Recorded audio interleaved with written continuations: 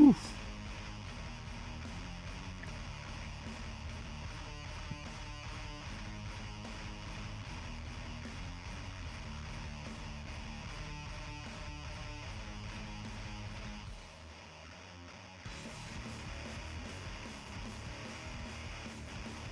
You save Carlos, Greg, Wisher, Arcanum.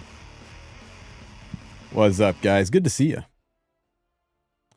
I'm trying to figure out if I can fix the gear atrocities I've done to my account building this team. Well, one shot. By one shot, I mean one turn entry, but yeah, here you go. I'll go ahead and fire it up for you guys so you can enjoy. We retuned it a little bit. We had to retune the team to put mascot Hazel a little further down and speed Carrot up. This refined the tuning a little bit, lets us do some crazy damage.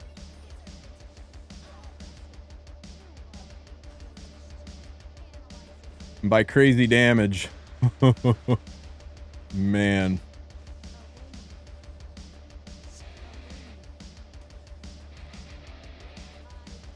Anybody want to take a guess? Take a guess what's the most damage we've done in one hit.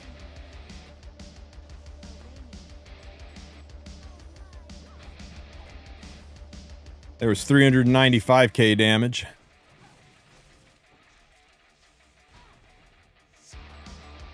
Now we just did 395k. It's definitely more than 2k. Yeah, including the detonation.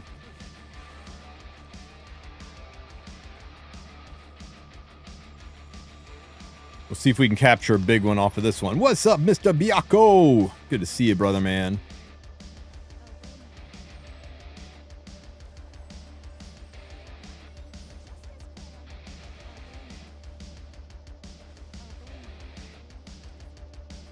Blam, blam, blam. Stack up the burns. More burns. Get him, Carrot.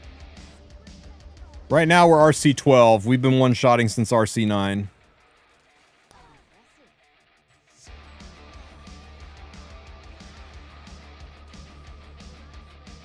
Oh, Carrot's not going to cut here. Guys, can you imagine? Can you imagine if Carrot got to detonate into this?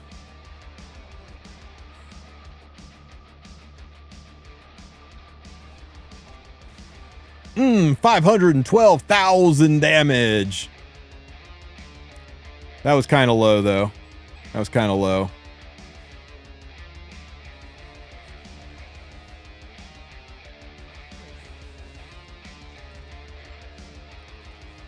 This is the record so far. Cookie sent me this screenshot. I've not been able to... Oh, there he is. What's up, Cookie? This has been the record. I've come close, man. I got up to 900k, but I haven't seen 1 million yet.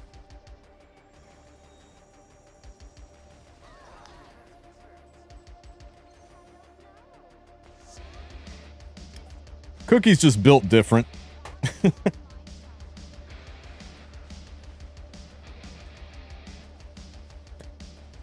Once again, Cookie, thank you so much for helping out with fine-tuning this. This has been pretty crazy. Nope. Cookie was RC 9 or 10 when he did this.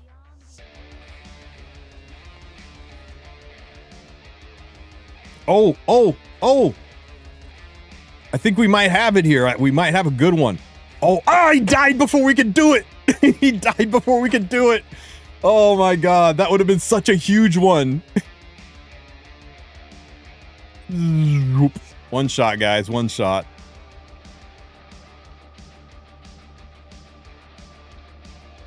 Okay, what changed? I tried to be a little bit more free-to-play friendly. We'll have a guide going up here. I recorded it before I hit go live.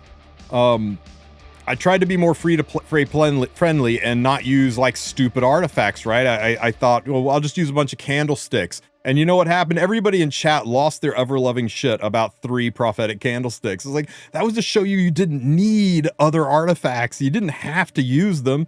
So, surprise, surprise, there's no prophetic candlesticks on this account.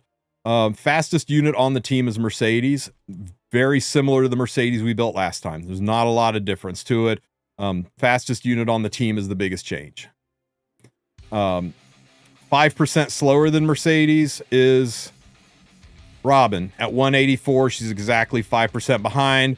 We did boost up her attack a little bit and change her to the Dux Noctis artifact. This is 24, 36. This is plus 36 attack by the time it spools up. It runs her attack up so much that she starts getting Gab instead of Carrot. You could also run her on her own artifact. Her own artifact works great. I ran her on her own artifact just fine. POS is only plus 20 attack. This is plus 32 attack. You could run her on POS. You could run her on new POS too. That's plus 24 attack. There's lots of options as artifacts for Robin. You don't have to run Candlestick, but you can. You can just run Candlestick. You don't have to pull her artifact is the best news possible because, God, her artifact is... I'm not happy about Robin, guys. She is ever so slightly better than Kayn. She's really good in Rift and is completely replaceable by other units.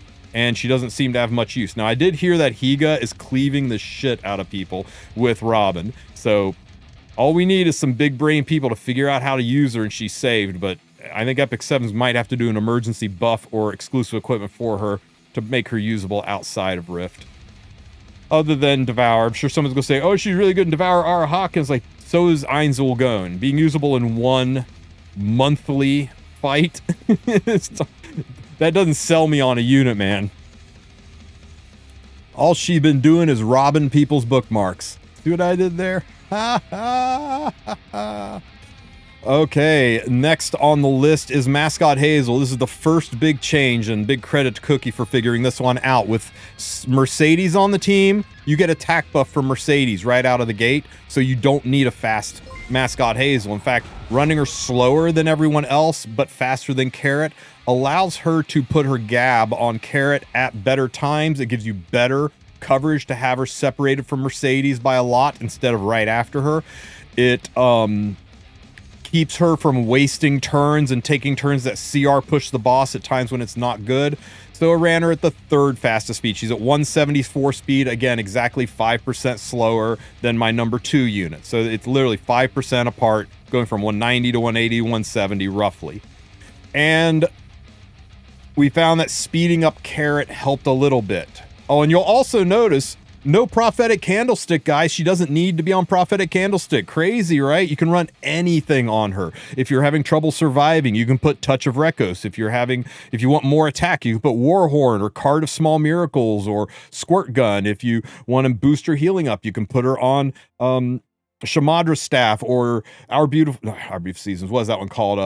Unfading Memories or Rod of Amaryllis. Whatever you need to help boost your healing. You do not need any effect resistance on her. The ER is just there because I use her in Secretary Vera as well. So ignore the ER stat. Just pretend it doesn't exist. All that exists is speed tuning and enough health to stay alive. That's all that's required. And the last trick we have up our sleeve is Carrot. I know we told you guys base speed, Carrot speed doesn't matter, but we found a little bit of speed helps. Between 140 and 145 kind of speed, it seems to be the ideal range. Running her at 146. I ran her at 139 speed and she worked just fine, but there's 1 or 2 points where it was like her and Hazel were 99% and 100%. I was like, it's close enough where speed RNG might screw us. So I bumped her up from 139 to 146 and have not had any speed RNG issues. On Carrot, I've just put her on this artifact for Giga damage or Giga attack. And you know what? You know what, Cookie?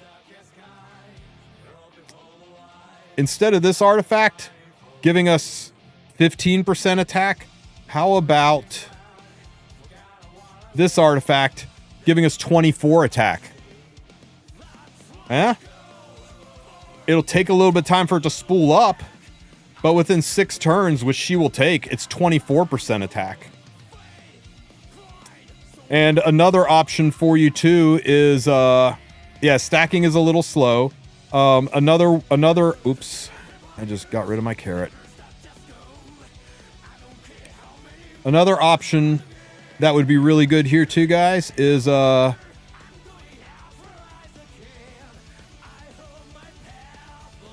slap her on this. Not only does it raise her attack by 5%, sure, it's not 15, but it raises everyone's attack by 5%.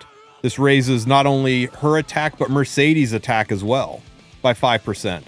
And it also gives 10% effectiveness. If you have it at plus 30, it's 5% effectiveness at plus 15, I think, or 7.5 at plus 15, but still, that's less effectiveness you need to build on your Robin. That's less effectiveness you need to build on your carrot. It makes it easier to build, which means you might be able to bump your stats up even higher. So you can run this on your carrot as well.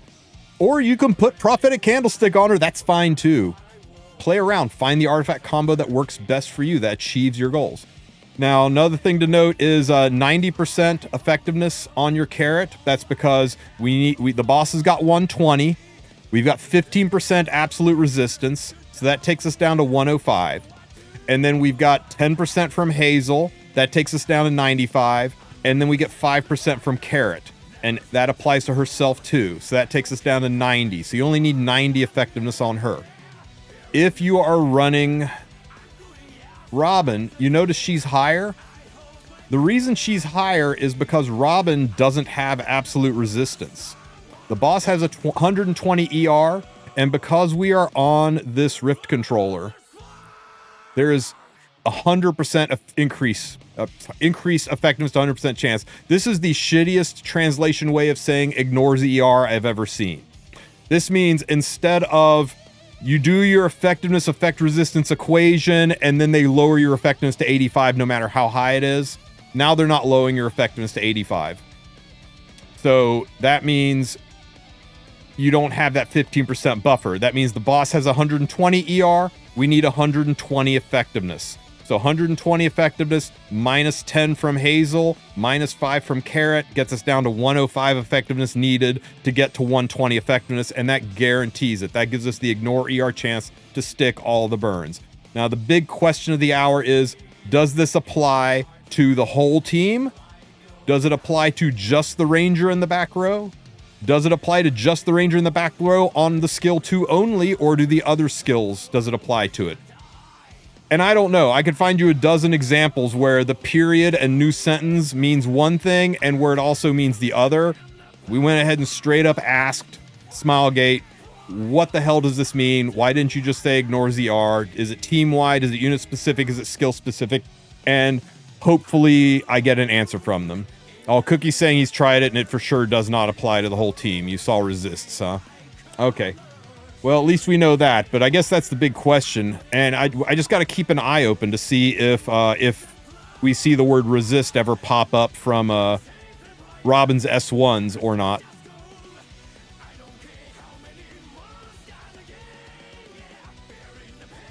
Yeah, I mean, we'll find out. We just kind of got to watch when she does her S1s and her S3s to see if we see the word resist ever happen. As long as we never see the word resist, then we know it's to the whole Ranger and not just on the skill 2 only. I guess we'll find out. Anyway, regardless, that's why you want to run her effectiveness up 15% higher than your other debuffing units. Now, let's talk about alternates. Let's say you've not done your Mascot Hazel. You've not finished your Mascot Hazel specialty change. You sold your only copy. You somehow haven't pulled her yet. You don't have the resources to finish her, etc., and you want to replace her. You can replace her with Tamarind, especially running slow like this. You've got Mercedes doing the attack buffs for the first few rounds, and by the time the Mercedes attack buffs wear off, ideally maybe a Candlestick Tamarind possibly might transform and you get your attack buffs back. But remember, that's all she is an attack buff and a healing bot. She does have enough healing to keep you alive. She does do okay with the attack buffs, but you get no dual attacks from her. Dual attacks are locked out, so when she transforms, all she's doing is healing and attack buffing, and CR pushing is also locked out. So 90% of her kit goes away. You don't dual attack, there's nothing to strip, she doesn't CR push. So she is a piss poor replacement. Hazel heals better, attack buffs faster, and is just all around a better unit for this, but If you don't have Hazel, you can use Tamarind. I strongly recommend you use your Tamarind as a stopgap until you finished your Hazel. Next is going to be Carrot. If you haven't finished your Carrot or don't want to use your Carrot for some reason, she is a principal debuffer, so you want to replace her with a principal debuffer. You're going to run somebody who can drop debuffs. Aramentha is the best option for this because she drops plenty of debuffs. You could use other debuff heavy units like Cirilla, possibly Dingo, maybe Bihu, possibly Holiday Euphine. Holiday Euphine would probably be better once she gets to RC15 or RC. Holiday Euphine will probably be better once the balance patch goes into effect next week and you can start using indestructible gators on her. But those are about your only options. Carrot is always going to be better than all of those choices. Easier to run up her attack. She's got built-in self-regeneration, and when the boss hits her, the boss gets a buff passively just from attacking her. So all of that's really, really nice. Third unit is going to be Mercedes. Mercedes is a damage-dealing AoE spammer, the best replacement for Mercedes if you haven't finished her. And a lot of people say, but she's free, she's free. Well, her specialty change is currently broken. Some people aren't able to finish getting her artifact because the mats they need for the artifacts are kind of locked out. We've been up Smilegate's proverbial butt trying to get this fixed, and they are aware of it. They've moved it up to urgent. This, Savior Auden's drops being so incredibly low, Captain Rickerus being impossible to complete. There's several specialty changes that the Origin update broke, and they're trying to get it fixed. Now, Mercedes does work without her artifact, but she's just so much better with it because the artifact proccing is considered a special activation and not a counter attack, so it is immune to the anti-counter that exists in Rift. So you will get these extra splash hits from her. It makes her so heckin' good. And running her without this artifact kind of nerfs her down a little bit. Alternates to her, really about the only alternates to her are going to be Fire Charlotte and probably Holiday Euphine. Less for the burns and just more for the spamming of AoE attacks. Now, Charlotte with the RC 8 device is really good. She's very close to Mercedes. Not quite there, but she's close. You could also run Aramentha, Cirilla, Dingo, all these other units, but you're not going to do nearly as well because those units are more about the debuffing and less about the spamming AoE hits to remove the shackles and bringing extra damage. And, of course, the one everybody wants to know about, what about Robin? Should I pull Robin? I got 6 Robins. Should I be glad about that? No. No, all she did was rob your bookmarks. Robin your bookmarks. God damn it, Robin. How can you look so good and be so bad? So, Robin is best in slot for Rift, but you can totally replace her. You can run in her place Aramentha, and you will still 2-turn clear and 1-turn clear a little bit further down the road. If you would 1-turn clear with Robin, you could put the same gear on your Aramentha and 1-turn clear with Aramentha, maybe 3 or 4 RCs further down the road. So, yeah, not good, but is she good in other places? Initial testing showed that she was kind of bad in RTA. If you looked at Twitch today, pretty much every single stream title talked about, it said things like getting back the RTA points that Robin stole from me. So, yeah. Now, I have heard that some Giga Chads out there are finding ways to use her. I heard Higa is cleaving with her with a high success rate. So maybe it's just people not forcing her. Maybe it's people finding ways to let her flow into the draft organically and figuring out how to use her best. So don't give up on her yet. She might find a good solid place. Outside of Rift and RTA, about her only use is against Devourer Arahakan in Nightmare Raid. She is giga good there.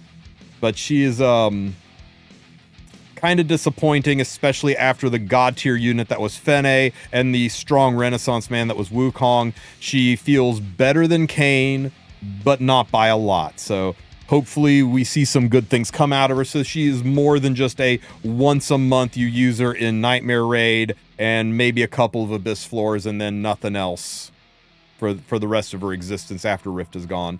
I suspect Smilegate will not let this stand. I expect either an emergency buff or a mid-Rift exclusive equipment or some kind of rebalancing, because they're going to want to sell the pack, right? The pack, the $10 pack where you can activate the Robin banner. And who's going to buy that if you don't need her? Except for maybe people that don't have Aramentha.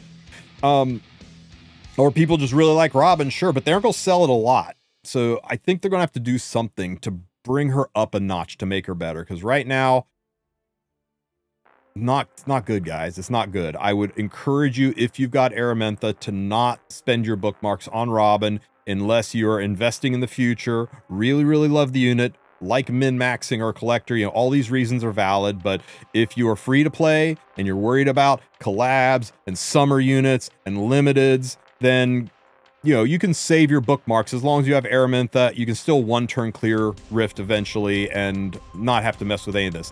Now, one thing to note about Robin and about Charlotte is this is our RC7 team. It's our RC8 team. It's the same as our RC1 team.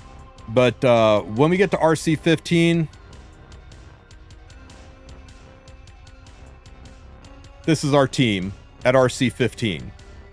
Now, why do you care? Why do you care? You still got Charlotte. You can still just do one turn clear with the other units, right? Well, yeah, you can, but this probably isn't the way you want to build your carrot for doing Nightmare Raid. You know, that probably isn't the way you want to build your Mercedes. And that gear you probably want on other units. So doing a solo team is going to let you put that gear back where it belonged and not have to dedicate end game gear to your Rift, and do this a little bit cleaner. And theoretically, you can put friendship units in here and friendship farm them. They'll have to be fire units to friendship farm fire units, but you could theoretically do that. And we have also, I have heard through the grapevine, and by the grapevine I mean Cookie, I have heard that this team at RC15 is faster. Yes, you can solo it with Robin, but if you slap Charlotte on there, you solo even faster, and you can friendship farm 2 units if you really want. So this is probably going to be our RC15 and beyond team once we get there, and I'll try to get there tonight, and maybe we'll do that on stream tomorrow. But yeah, there you go. That's my review on Robin. It's a little apocalyptic right now, but hopefully things get better. We'll see how she goes. Put my team back. Let's get our asses up to RC15. And guys, when we say that this team is free to play friendly, we mean free to play friendly as in you did not pay a dime for any of these units. RC15 can only be soloed by Robin. I think so, but I'm not RC15 yet and haven't gotten a chance to test. This team works at RC15. If it one-shots now, it's just going to one-shot even faster. What you do is you run this team, and then you can lower the gear requirement. You can put that gear back, start putting trash gear on them, or put their normal gear on them, and probably still one turn clear, and you don't have to dedicate insane gear. You know, there's several different ways to peel the egg, right? You can just run your normal builds and one-shot at RC21 because you're just so overpowered with devices. But yeah, Robin does appear to be the only solo. Which passive do I take on RC8? If you are going with Charlotte in the front, you pick this one. If you're not going with Charlotte in the front, if you're just going with the same team we've been using all along, then just take this one, the Vampirism. It doesn't really do anything right now. It just makes sure your Robin doesn't die, I guess. But once we get up to RC15, the combination of this and RC15 is what lets Robin solo.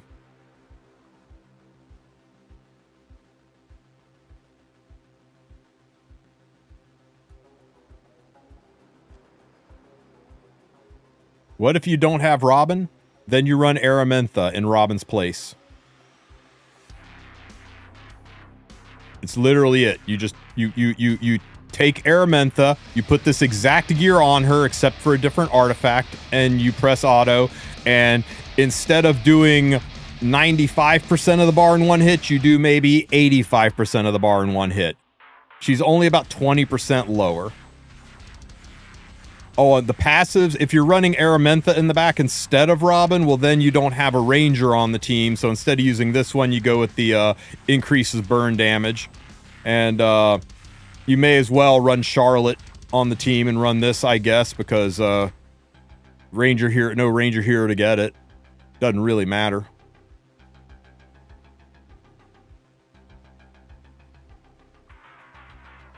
Appears to be, Krim. Dux is working great on 36% more attack.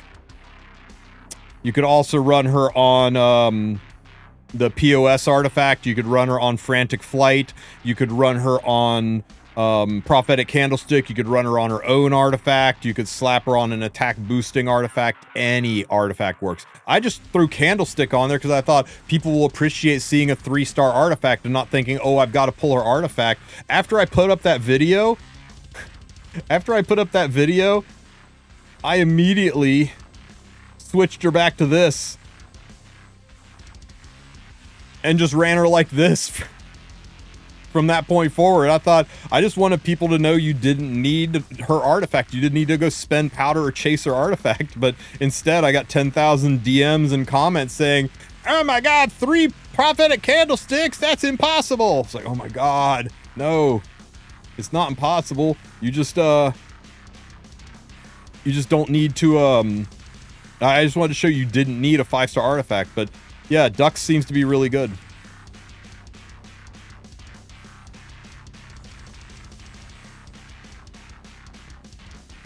What would Charlotte look like if we used her?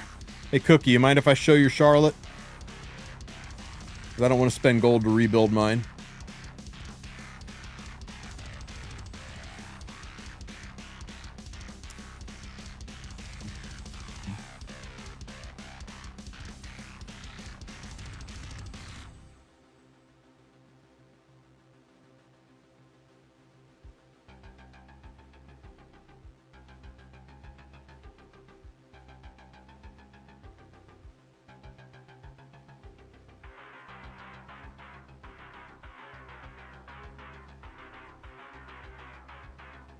This was Cookie Charlotte.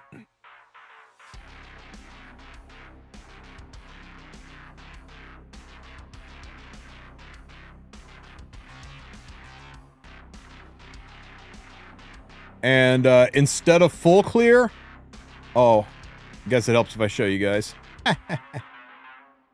So this is Cookie Charlotte. And here's the difference. On Mercedes, he full cleared. And with Charlotte, he almost full cleared. Close enough that a few RCs later, he's full clearing.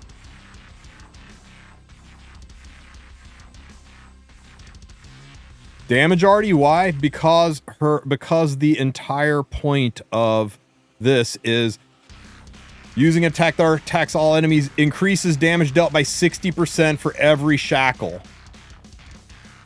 For each shackle. 60% increased damage on top of the 20% from that already. Huge bang attack. He says he managed to full clear with Charlotte one time too, but it's inconsistent. I think what I found, at least when I ran Charlotte is about 10 to 20% less damage than Mercedes. Gear score for gear score. At RC 8 to RC 14. RC 15, the story changes. But that's the way Rift usually works. At each RC tier, usually the teams change a little bit. What arty am I using on Carrot? On Carrot, your options are Legion. Currently on Carrot, I'm running the limited collaboration artifact Severed Horn Wand that we got from the ReZero collab. That gives me 15 attack right out of the gate. Pretty nice, huh? Also give me a little bit of damage mitigation, which is helping me because I'm running her pretty glass. So it let me run her a lot thinner. Alternates to this, man, you have got so many. Prophetic Candlestick, of course. You have got, you could run her on... Here we go. You could run her on this. It's going to take a while to spool up. That's 20% attack. You could run her this. It's going to take a little bit of time to spool up. That'll get her up to plus, plus 24 attack. Which is even higher than the other artifact. I might try this and see if it does better. It's going to start out slow, but by the end, it's going to be cranking. You could stick her on this and increase everyone's attack, including your Mercedes and your Robin, and reduce the gear score requirement of effectiveness. That's actually could be better than all of them because it's going to improve not only Carrot, but it's going to improve your entire team and lower the gear score, making it easier to get the stacks or stats. Or you could put her on Prophetic Candlestick. Or if you don't have Prophetic Candlestick, you could put her on Edika's Scepter, which is just a better Prophetic Candlestick for mages. Whole lot of options. I debated it for a long time, Excalibur. I debated keeping 2, and I hope I don't have regrets. But I went ahead and dumped it all into 1. And we'll see. I have a feeling they will run this event again, and I'll be able to get a second copy down the road. Let's try this and see if we fail or if it works. It can only apply to 1 unit, right? But maybe you want to have it on a certain unit in your Expo team and a certain unit on your other Expo team. But I don't know. All my Expo teams full clear without it, so I just couldn't think of a reason I would need more than 1. Yeah, or Arena Defense. Yeah, there's possible reasons to have 2.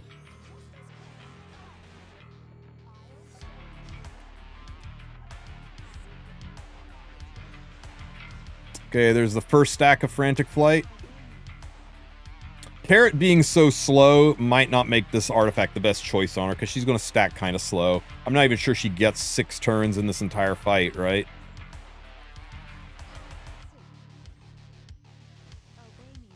Man, poor Mercedes. Her health got so low there. 370,000 damage on that pop, so that's the second turn. So she's up to what now? She's up to 8 attack. There's 12 attacks, so she is now basically the same as having Ram's artifact, right? She got 15 from Ram, she's got 8, or she's got 12 now. So on her next turn, she's doing better than having Ram's artifact. I think I'm going to like Frantic Flight on her, Cookie. I really do.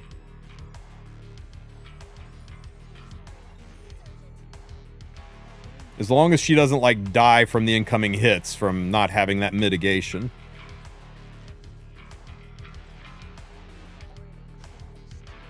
Oh shit, I forgot to turn the Ranger thing back on, didn't I?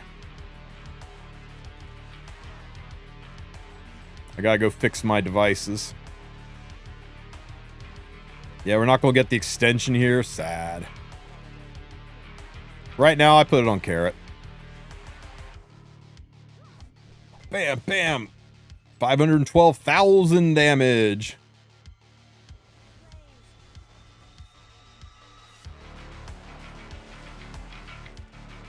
Yeah, Carrot's passive mid is part of why she works so well up front. Oh, baby. Yeah, the new video that's going up pretty much right after the stream, that's the entire focus of that video, is to show people how to tune Hazel a little bit better, to make the team a little bit cleaner, and to really drive home the point that when I demoed everybody with Prophetic Candlestick, it was just to show off that you could use 3-star artifacts. There are plenty of better artifacts you can use. That was just an example.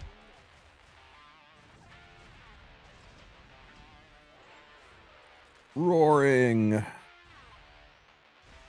Yeah, man, even with those devices off, Cookie, we're still going to clear this. I think. Oh, yeah. Oh, yeah. Oh, yeah. Guys. Oh, I didn't get a chance to do it again. We need to tune this better so Carrot can get the money shot.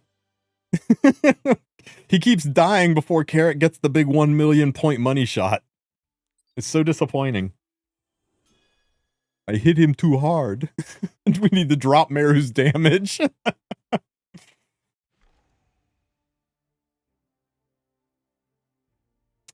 Yeah, the nice thing about Robin's artifact is the effectiveness boost from it. Wow. So, okay, we did have this on. We were good there. We just didn't have her self-healing. What about Bloodstone on Robin? She doesn't really do enough damage to make it viable. We try to Bloodstone Robin to try to get solos to happen at RC 8.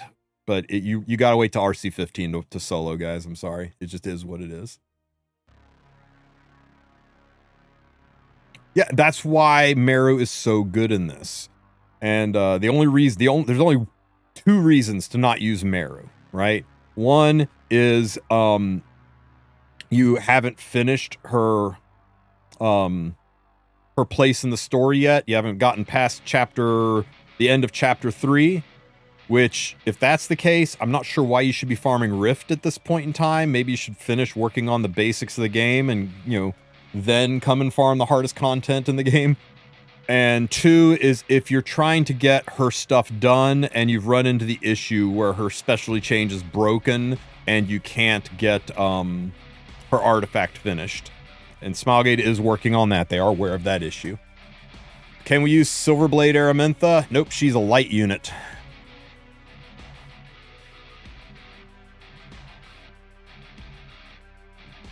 Anyone tested with Godmother yet? Ain't no way. Ain't no way. Does Godmother even have AoE attacks?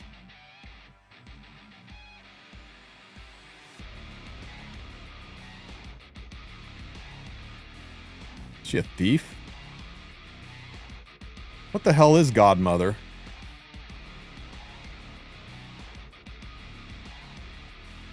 Is she a ranger I don't have built?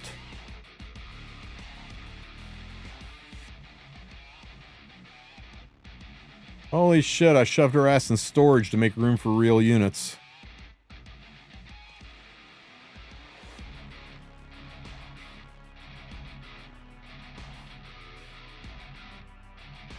Okay, speed and effectiveness. Single target attack. That does nothing. Single target attack. That has a small chance to burn. I can't think of a worse unit to use in this at all. She's got no AoE attacks, and she's only got a 50% chance to burn. No, it's not the burn, it's the target. Dude, why would you use Godmother? There's no burns, there's no bleeds, there's no damage, there's no AoE. No! May as well use Sirmia.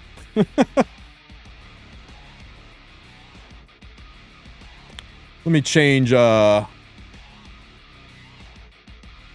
title to say One Turn Rift because people are getting confused by one shot.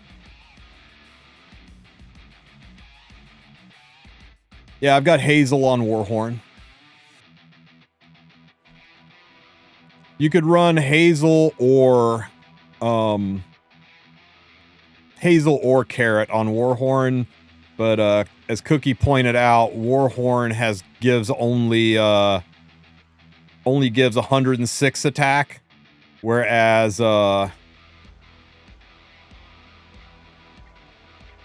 Water Gun Shooter gives 230 attack. So you may as well give the higher attack artifact to Carrot if you're going to run both of these.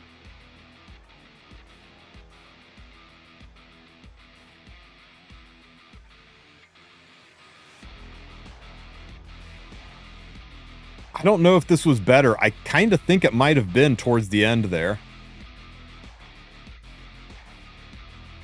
Yeah, if you don't have Water Gun Shooter, don't use it. Everybody's got Warhorn, right? This is one that pretty much everybody has or has access to. This is one pretty much everyone has or has access to, or you could run Edekas, or you could run Water Gun Shooter, or you could run Card of Small Miracles, or you could run Ram's Artifact Severed Warhorn, or you could run Prophetic Candlestick, or you could run anything, guys. Anything. This is one everyone has, unless they're caught by the glitch. And her? Candlestick. Her own artifact. Dux Noctis. Hell, put her on Frantic Flight. Put her on POS. Easy options. Easy options. Plenty of options. You guys go for it. Would Holiday Evening with skills off and plus 30 Junkyard Dog be good in theory? In place of Carrot, she would be worse. In place of Robin, she would be worse. in place of Mercedes, she wouldn't do anything extra for the team. She'd be significantly worse. Here's the thing that I keep trying to drive home whenever anybody asks for replacements for Mercedes. I want you guys to watch carefully here. Wait for it.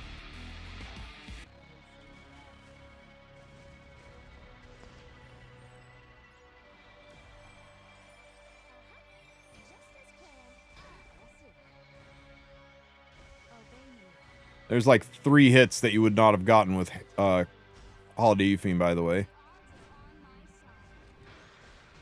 Okay, it's Holiday Eupheme's turn. What's she gonna do? What's Holiday Eupheme on a Soul Bad Guy's artifact gonna do here?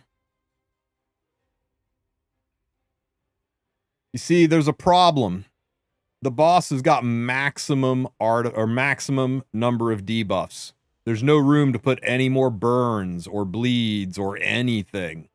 So all you're doing is a low damage S1, S3 attack that's not going to apply any burns because you're already maxed out on the burns, because Carrot and Robin, or Aramentha, if you replace either of those with Aramentha, spam so many burns that having another burn unit on the team does nothing for you. Whereas Mercedes brings damage, increases your shackles, gets rid of the authorities, and helps progress the fight.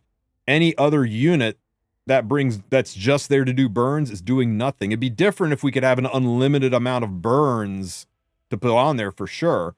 But once the bar's filled up, any other burn unit, Dingo, Cirilla, Holiday Eupheme, Indestructible Gators, Junkyard Dog, all that kind of stuff does nothing for the team because the bar's already filled up with burns. Now, there are some occasional times, especially after Carrot detonates, where you can get more burns on when there aren't any, but that just means the other units who are about to fill up the bar again have less use because she put a couple of burns on, and then the other units, see right here, all the burns are gone. Here, you could have gotten some burns from Holiday Eupheme, but you're going to fill up this bar giga fast when these other units go in and drop more debuffs. So it's not that she's bad, it's just that Mercedes is significantly better because she attacks so much. You keep your shackles here at 5 to 6, which gives you stupid extra damage, and you don't oversaturate your burns.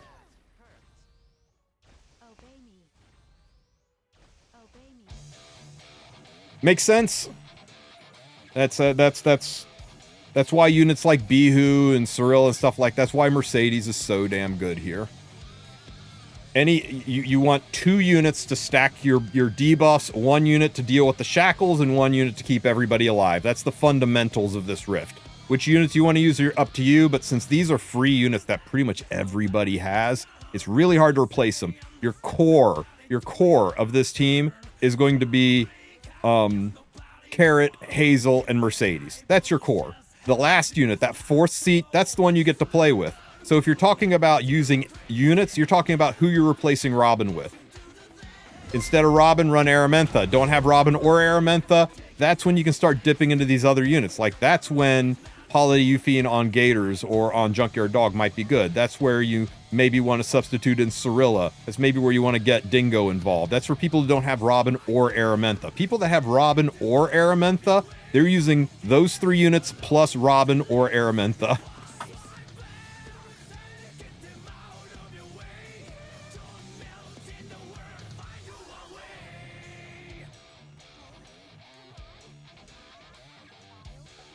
PC client does only have 60 FPS, which blows me away. The only place I've seen 120 is on phones, not on... I don't even think emulators have it. Though actually, emulators might, since they basically pretend to their phones.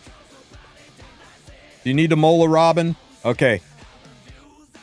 Take whoever is on Grace of Growth off of Grace of Growth, and then, as soon as you're able to, put Robin on Grace of Growth.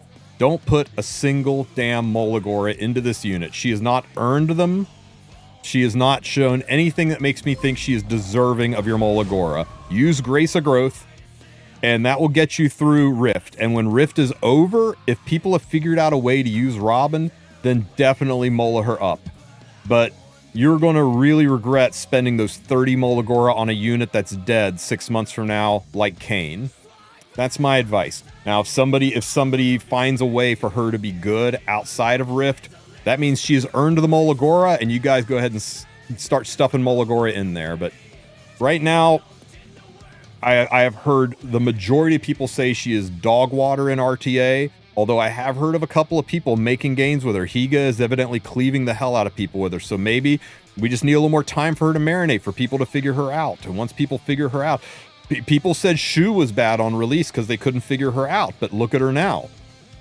It might just take a little bit of time to figure out how this unit works, and once we go, wow, you know what? If you run her with these units, if you build her like this, she is busted as hell. Well, then she's earned every single one of those Molas, and I'll take her off of Grace of Growth, Mola her up, and I'll slap the next newbie I'm not so sure about on Grace of Growth. The whole point of Grace of Growth is to be able to try it before you buy it.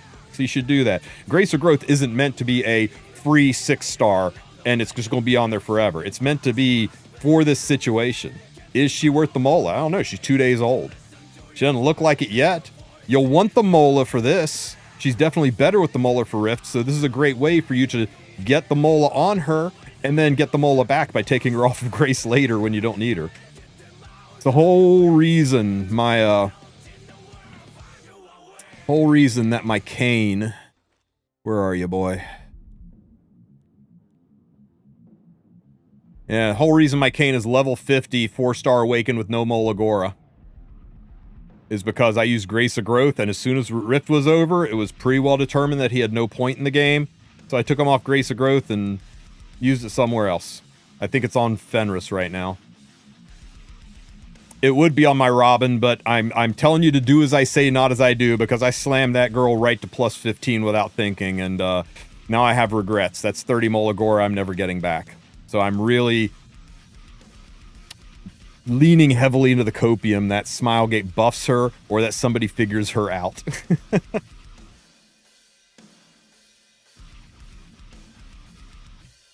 Robin needs 105 effectiveness if you have got... Okay, Robin needs 120 effectiveness total. 120 total. So that is 120, and we get 5 from having Carrot on the team, that's 115. And we get 10 from having Hazel on the team, that's 105 effectiveness. If I put Super Duper Water Gun Shooter on Carrot, for example, that's another 10, that takes me down to 95. If I use Robin on her own artifact, that's 22 effectiveness, that takes me down into the 70s. Just add all of the bonuses together. 10 from Hazel, 5 from Carrot, add all your artifacts in, all of your other bonuses in, make sure that grand total is 120. Or higher. Higher does nothing for you, but being undercapped is bad. So for me, that's 105 because I've only got 15 extra coming in. For Carrot, Carrot only needs 90. Carrot gets a bonus 15 because Carrot has absolute resistance to deal with. Robin does not have absolute resistance to deal with, so she needs 15 more effectiveness. How much slower am I running if I take Araminth and Robin's spot? Does it change much? About 15 to 20% less damage than Robin, I think is what I was finding in initial testing. So, screw it. You want to try it, guys? I'll do it one time for you guys. One time for you guys. Then don't ask me to do this again, because this is a lot of gold.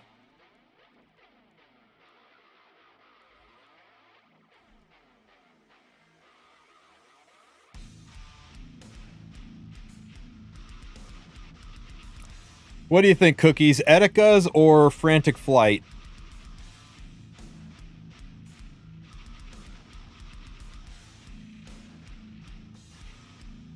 I'm going to leave her on Etikas for now.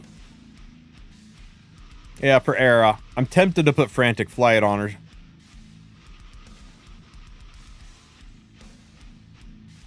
I'm going to do... I'm probably Etikas since you're not clearing in one. I'm going to put her on Frantic Flight, and I'm going to clear in one. I'm going to make you eat those words. I have faith. I have faith in my team. Okay, let's go.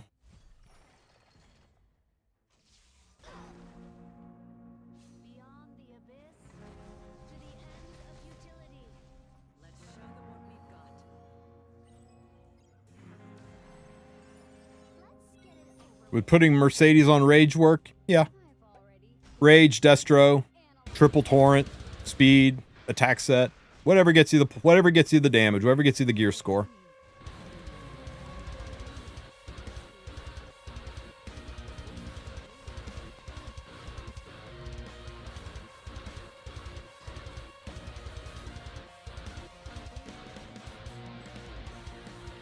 Methinks my Meru might need more health.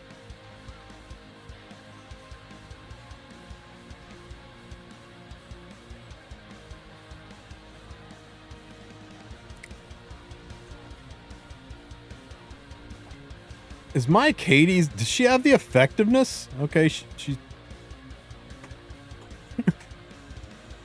oh, you know what? Fair. Oh god, she just died. Okay, my Katie's... Or my Aramintha might not be built for this. Let me look here. She's got the effectiveness. She's just too damn glass.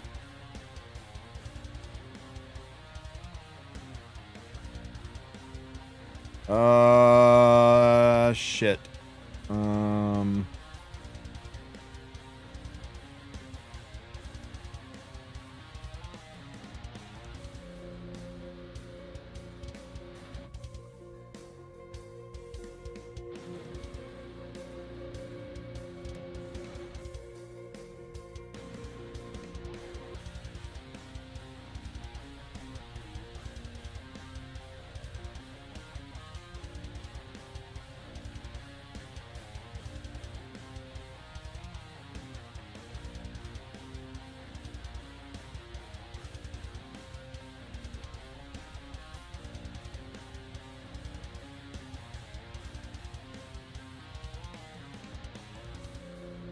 There we go. A little bit more ass on her. Let's go fix our fragments. May as well turn this one on for more damage. I get nothing out of any of these, so it doesn't matter. Just use Chatty. If she dies again, we'll use Chatty.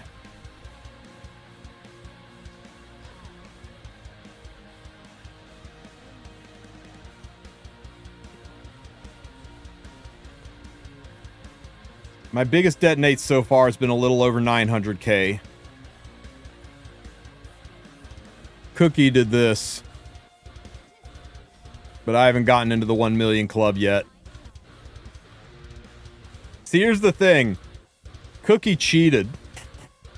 Cookie was still at RC9, so the boss didn't die from that last detonation, and he got to use that last carrot S1 to get the big score. But I'm at RC12. So my boss is dying like a chump. So I think I might need to reduce my damage to get that big money shot hit.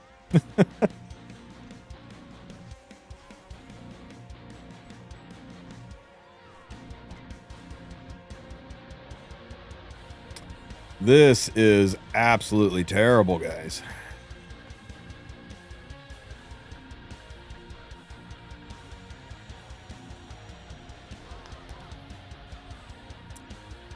We're not removing the authorities fast enough. You know what's crazy is this team's still going to freaking clear. You don't even need a fourth unit. The core three are so strong, this team will still clear.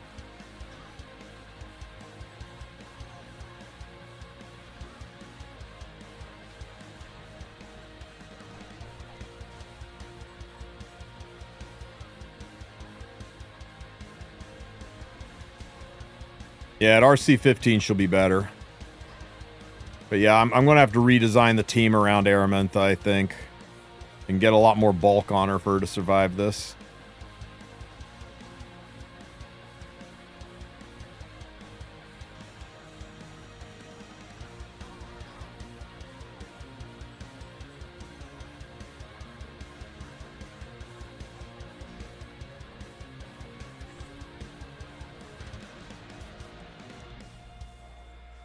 Yeah, they're the same team, Gerard. Oh, no. Hazel's not going to cut, and Meru's going to die. Oh, no. We're fine. Oh, my God. Carrot died.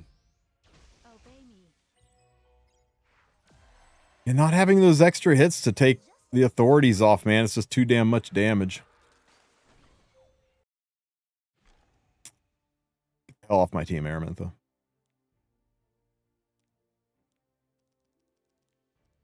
It can be done. We have done it in the past. I just don't want to sit here and try to, try to force it.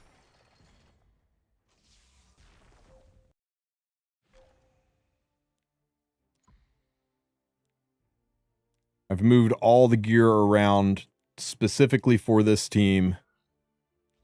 And I don't want to spend more gold to do it anymore.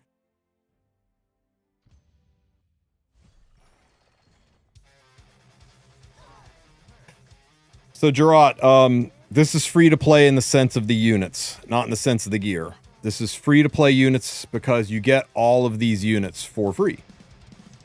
But, you know, except for Robin, of course, who is replaceable. But, this is like 6-7-year-old account level gear. This is like some of the best, like top 1%er kind of gear here. Now, it doesn't mean you can't build it. It just means don't expect full clear at RC9. Maybe you don't full clear until like RC15 or 16.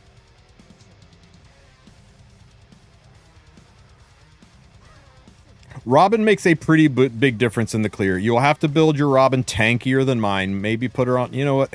Fuck it. Let's just...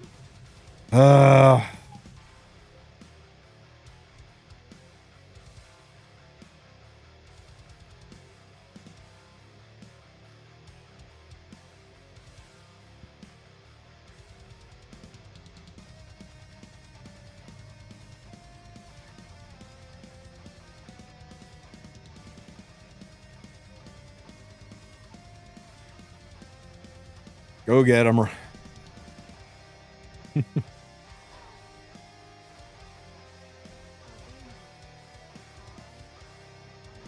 Yeah, I'll be putting up a video here in a few minutes. I recorded it before I punched go live, and I will have a video up showing how it works later tonight. I'm a returning player. I missed a lot of banners this year. Should I use my coins on Dragon King Sharoon? Do you have Renak, and do you like PvP? The answers of both of those are yes, and you like using Renak. Dragon King Sharoon is her best friend. If you don't have Renak, I would not get Dragon King Sharoon. She is good, she has uses, but I think 80% of her mojo right now is her synergy with Renak. I think I would go with Sea Phantom Politis in a couple of days. I think Sea Phantom Politis would be unless you already have her. If you already have her, Spirit Eye Selene is also really good. You have Spirit Eye Selene already. She's a good pickup too. You have her also. That's a tough call then. You have 40 coins, or do you have more than 40 coins? Exactly 40.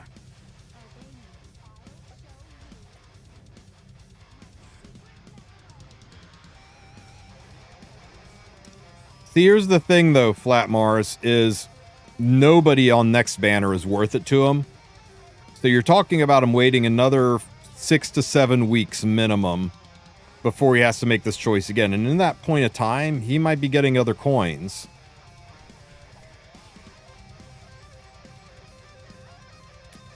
Oh, man. That's hard. That's hard. Her uses without Renak are kind of limited to when the enemy uses Mort, you'll use her to get rid of fear, and when the enemy uses Death Dealer Ray. So that's pretty much it. Those are the only time you're ever going to draft her, is when people try to Mort you or Death Dealer Ray you. Other than that, she doesn't really have a job. So you got to ask yourself, how much are those units problems for me, and do I need an answer to those situations? If the answer is no, I would save. But if they're a problem for you, she's good against Tywin too. Yeah, but you don't see Tywin being used much. I would say easily 80% of her uses with Renak, and 19% of her uses against Death Dealer Ray and Mort. And then there's some various 1% situations where she's kind of good. So yeah, I don't know. If those units are a problem for you, then get her and don't look back. She's a good unit. She's future-proof. And my Robin, my freaking Carrot just died. That's weird. Okay, guys, here we go. 53%.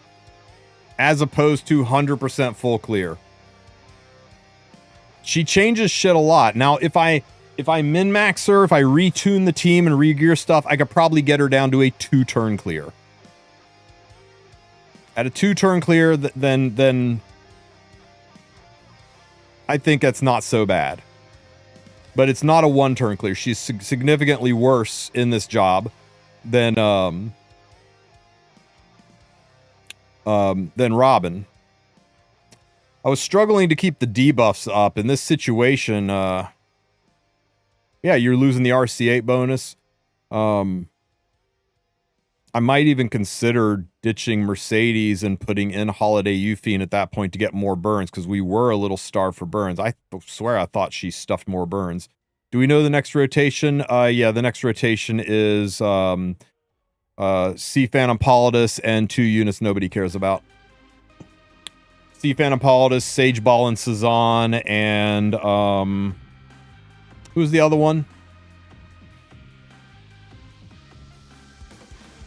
Closer Charles, that was it. So yeah, other than Sea Phantom PP is totally forgettable. Yeah, CPP is next. Loser Charles. C Loser Charles. Say his name right. Carrot, what happened to your ass that you died so easy? That's wild. She was on this artifact too. It was wild. It's weird that... And the reason she's not dying with Robin on the team is the higher instances of debuffs lowering the damage.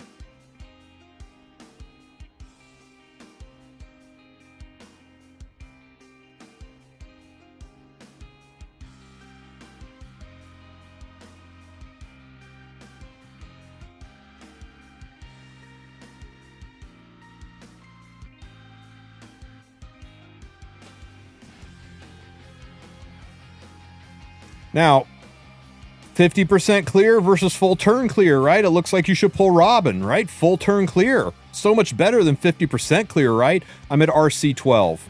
We go all the way up to RC21. Do you think that Araminta is not going to be full clearing by the time we're at RC12? 4 weeks from now, I'm full clearing and people without Robin are full clearing. The difference is I'm full clearing in maybe 90 seconds and they're full clearing in maybe 2.5 minutes.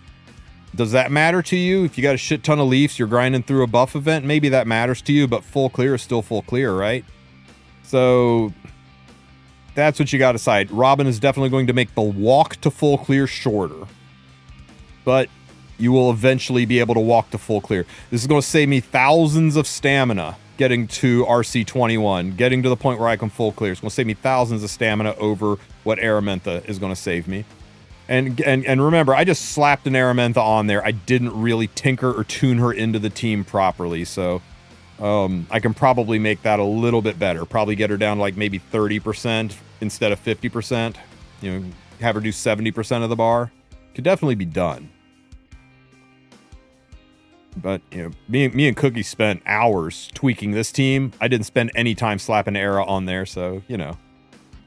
It can be done. You've just got to decide, is the efficiency, is the stamina savings, is being able to do it faster, more efficiently, worth pulling a unit who's probably not going to have much use unless Smilegate buffs it. I can't make that decision for you. If you're free to play, though, you can save on bookmarks by doing it without her. It's just slow. No, Carrot is slower than Hazel. We're roughly 190, 180, 170, 140, roughly. The exact speeds I'm running, I think, are 195, 183, and 174, and then 146 on Carrot. 190, 182, 170. Freaking Cookie knows my units better than I do.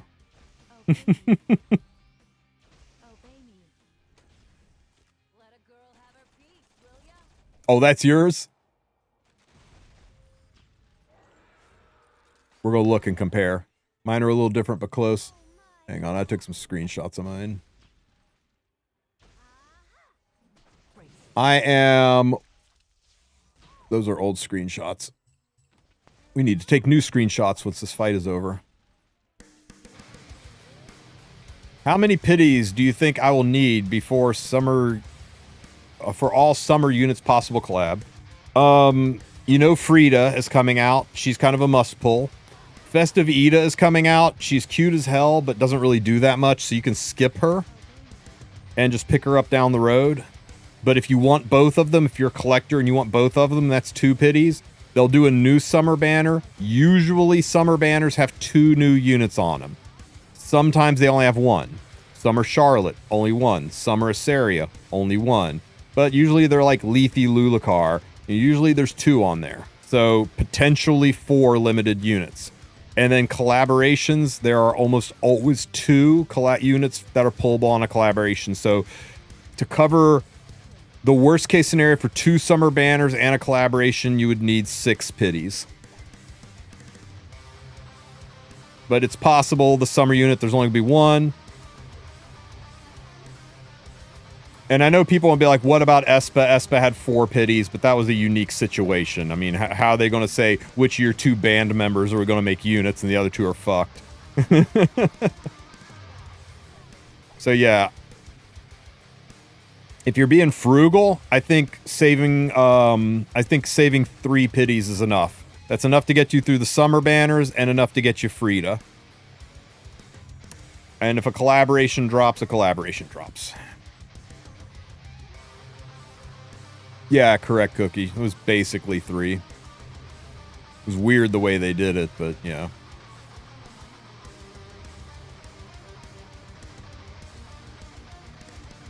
Guild has been rough last couple weeks. Going up against the Korea teams. They're all higher rank, and every team has a Runka.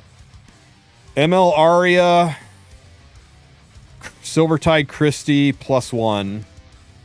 That solves a lot of those problems with the Arunca teams.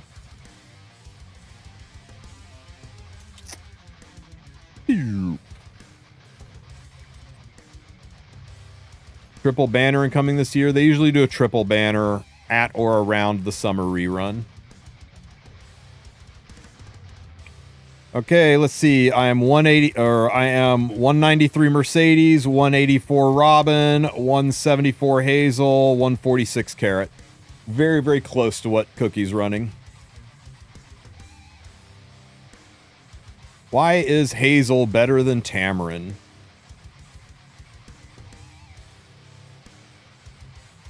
Greater attack buff.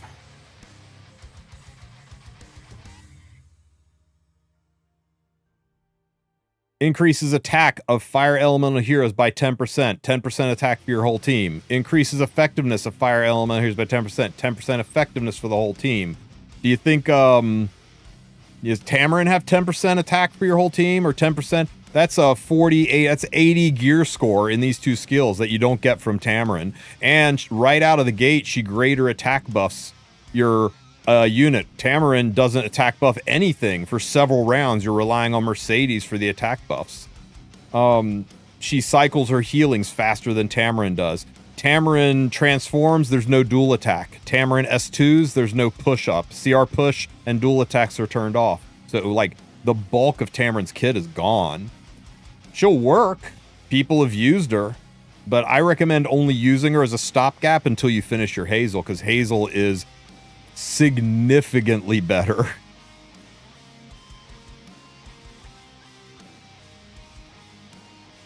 She can grant continuous healing 20% of the time.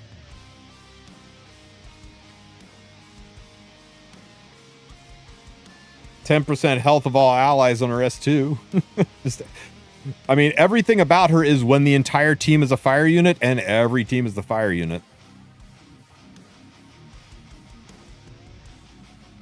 And she's a 3-star. I don't know about you, but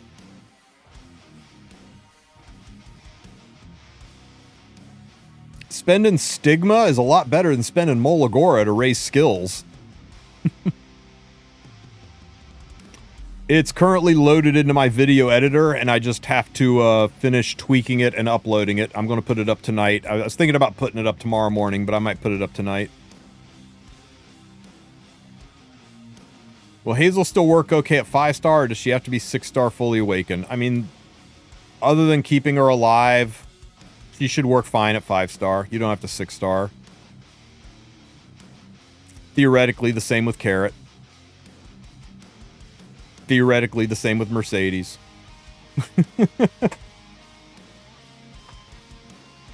Remember, guys, when you look at this gear and be like, I can't build a 6k attack Carrot. Evidently, I can't build a 6k attack Carrot either. You don't have to. It just means people like Cookie are clearing at RC9, and maybe you don't full clear until RC13. So, you will eventually full clear. By RC21, I expect to have garbage gear on some of these units. In fact, by RC21, I expect my Carrot to be back on Nightmare Labyrinth duty, and for this gear to go back where it belongs and to be running totally different units. You want to put your best gear possible on your Rift team and grind up to the point where you're full clearing. And once you're full clearing, you can start dialing the gear down a little bit. The higher your RC goes, the more damage you do. Every time your RC goes up a level, you get 8% more damage. I've got a whole ass 9 levels to go. I'm going to get, what's this eventually going to be? Like another 72% damage on top of that. It'll be like at 150, 160% damage eventually. Once I got another 70% damage on my team, I'll be able to drop a lot of gear. Plus these devices are going to be letting me do more things. That's the goal, right? Is you get high enough where you can minimize the gear impact of this so that eventually you're running a team that doesn't steal gear from anybody. Or you can just run your RTA Renok, and you can run your Nightmare Labyrinth Carrot. You can run your normal builds and put the good gear back. You think Mercedes is keeping this gear? See these boots? These boots belong to my ML Ludwig. I use ML Ludwig all the damn time. Mercedes does not get to keep these shoes. Eventually this gear goes home, but for right now, while I'm climbing, it stays where it's at until I've gotten my RC high enough that I can afford to put the gear back.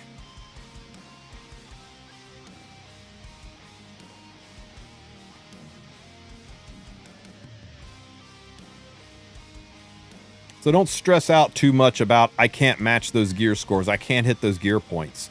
You'll eventually climb up to high enough RC levels where you will get the bonus damage to be able to full clear. I think at RC21, pretty much everybody in the game will 1 or 2 turn clear. And remember this truth, guys. If you are 3 turn clearing Rift, it is better value per stamina than doing hunts as far as gear is concerned. 3 turn clearing, better than hunts. 4 turn clearing, hunts are kind of a little bit better. So if you're 4 turn or 5 turn clearing now, that's fine. Just make sure that down the road you'll be able to get into the 3 turn clear range. If you're never going to get to the 3 turn clear range, then just bag it and do hunts. That's fine. You're too early game for this end game content. That's the way it's designed. Just live with that and move on. You will get stronger and get there. But as long as you can 3 turn clear, it's better than hunts as far as gear per stamina goes. There are other benefits of hunts that Rift doesn't have. I've gone over that 1,000 times. To each your own. But by the time you're RC21, if you're 3 turn clearing, it's great. And if you're 2 turn clearing, it's really good. And if you're 1 turn clearing, that's insane.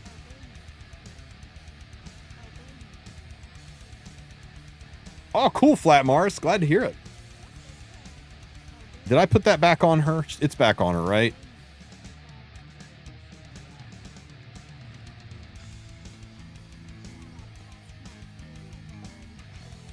Someone knows if Friptable... Yes, it does. I used it just this morning.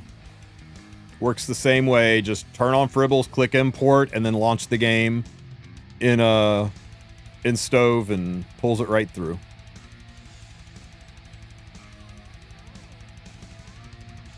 Does Fire Araminta do the work instead of Robin? She does. Just expect to add at least 1 extra turn to your clears.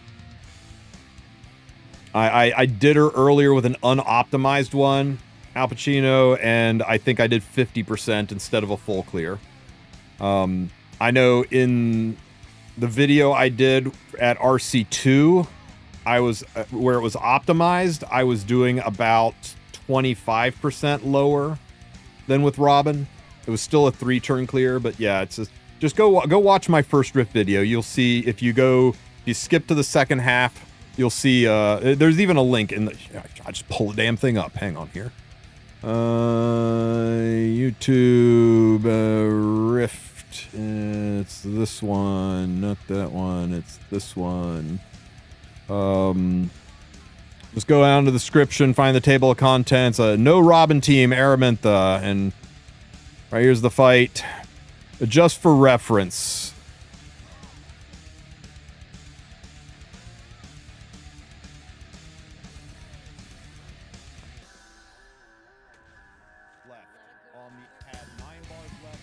This was with Robin. This was the fight with Robin, 64.4, and this was a very crappy run. I was usually between 50% and 65% at RC2 with the Robin team. And then I went and I ran this Araminta and the same fight.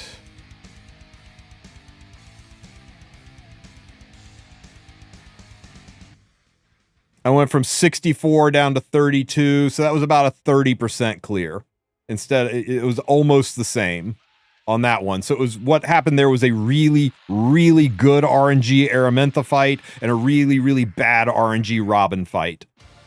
But you can 3-turn clear with Robin at RC2. I'm sorry, with Araminta at RC2, and just like you could 3-turn clear with Robin at RC2. So that means pound for pound. I think when I ran several of them back to back, though, usually Robin did about 20% more damage to the bar than Araminta did. I'm doing 3-turn with Araminta at level 7. There you go. He'll probably do 2-turn at RC. Well, Robin can 2-turn at RC2, correct. Araminta can 3-turn at RC2 with the most cracked gear in the game. So yeah. I guess RC2 to RC7, you're 2-turning with Robin, you're 3-turning with Araminta. RC2 to RC, or RC8 to RC15, you're 1-turning with Robin, you're 2-turning with Araminta. RC15 and above, you're soloing with Robin, you're 1-turning with a full team with Araminta. Give or take, depending on your gear. Kind of like, probably will take much better gear for the Araminta team at RC21, whereas the Robin team will be like really low-end gear, and you don't have to worry about stealing gear from anybody. So yeah, it can be done. But remember, this event was written around Robin, so of course she's going to be better. It's just whether or not doing it as efficiently as possible, as fast as possible, is worth you spending those bookmarks, or if you want to save on the bookmarks and have a slightly less efficient way to still 1-turn clear the event with a longer walk to that 1-turn clear. Robin is a much shorter walk. RC9 and you're 1-shotting versus RC16 and you're 1-shotting. Much shorter walk, and the shorter walk means a lot of stamina saved. Damn it, Remy, I just said it. RC8, Robin is 1-shotting, or 1-turn clearing. Araminta is still 2-turn clearing. RC15, Robin is soloing. Araminta's probably just gotten to the point where she's 1-turn clearing. RC21, Robin is soloing with garbage gear. Araminta is soloing with probably, somewhat decent gear and a full team. Change that 200 to 174, Damien, and increase Carrot's speed to 145, and you're good.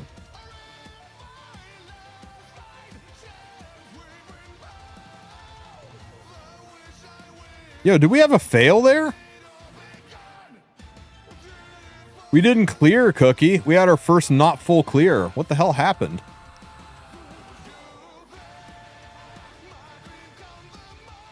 My Robin must have died or some fuckery happened. I can't even go back and watch the VOD. I had the screen off.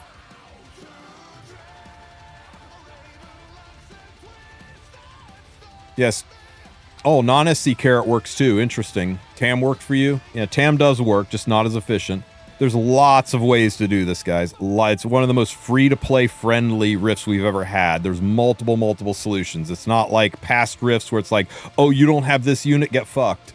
There's lots of ways to do it. It is a harder rift. It takes better gear and more planning and laying out your team properly, but the accessibility to it is better.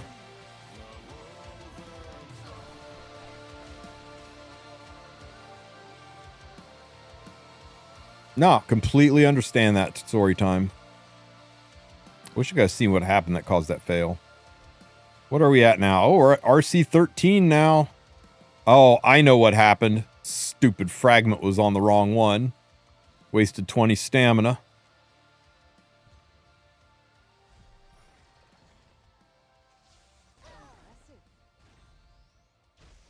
Yeah. Yeah, this is with, he's saying this is at RC5 or RC3 with mediocre gear. Whereas if he did the exact same team with Araminta in the place of Robin, it probably would have been up here in the 60% range. It's usually about a 20% differential.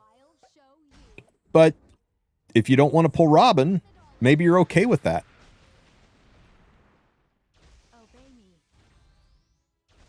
Oh, baby.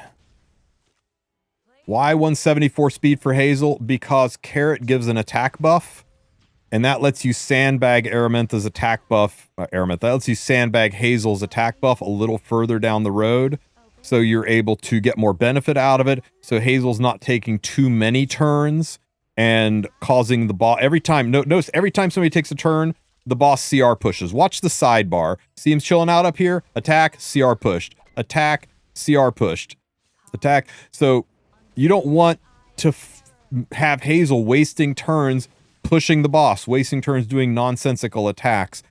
And it lets, after the boss does these, it spaces her out. See how far away she is from Mercedes here? She's really far away from Mercedes, so you get better coverage of your attacks and greater attack buffs, and that protects you from this skill, which strips your attack buffs. Just seems to give a lot better coverage. That was the theory, and then Cookie sat there and played with the numbers. We both ran teams and dialed in on that point where it worked out the best. Do I have to Warhorn Hazel? I only have one. It's on my YouTube. No, use Card of Small Miracles. Use Super Duper Water Gun Shooter. Use Touch of Rekos. Use a healing artifact.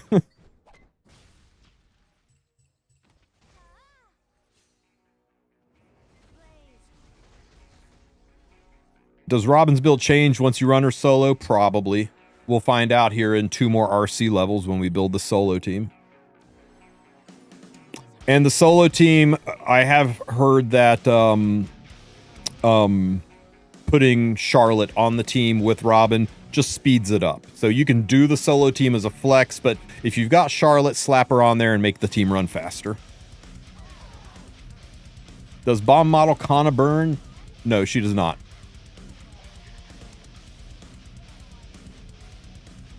Try it. Should work. If it's too fast, just mod one of those speed rolls to, like, health or something.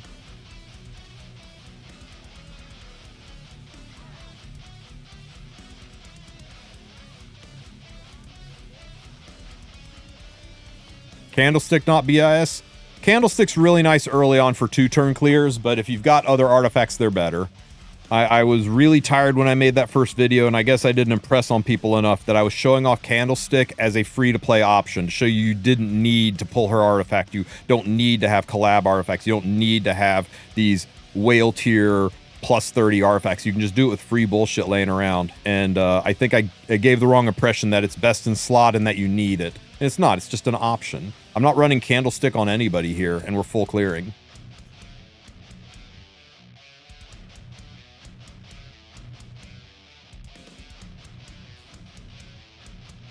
Frantic Flight. Plus 24 attack. Severed Horn Wand. Plus 15 attack and make your carrot tankier if you're having trouble with your carrot surviving. POS. Plus 20% attack. Not bad. Takes a while for it to spool up. 10 times is a lot to ask for. 6 times is not. Frantic Flight, pretty damn good. Proof of Valor.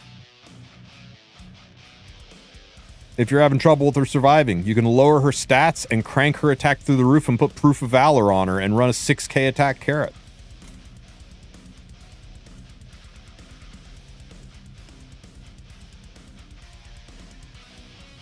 $80 gear score for your whole ass team.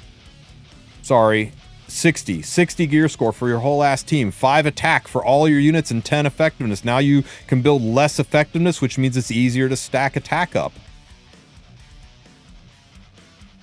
And that's just options for carrot. Warhorn. Having trouble with people surviving?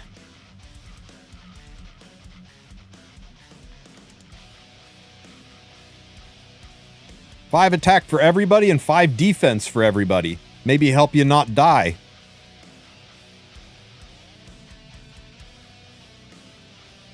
Don't have that one either, and you don't want to use your Warhorn on other people? How about Touch of Rekos? How about Doctor's Bag to help with the cleansing, especially if you're running the Charlotte versions? This is really, really good for Charlotte to keep debuffs off of Charlotte.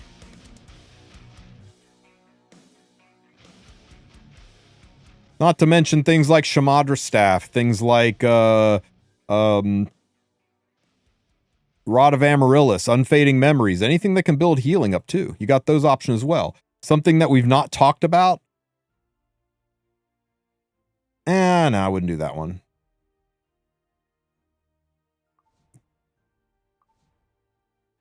What about Rabino over here? 36% attack by the time 6 turns has gone by. Or you could run her on her own artifact. You run her on her own artifact, you can drop 22% effectiveness off of her build at plus 15. Makes her a whole lot easier to build when you don't need that effectiveness on her own artifact. That's the instant I posted live with that video showing people how to do it on Candlestick, I immediately went back to her own artifact and made it an easier build.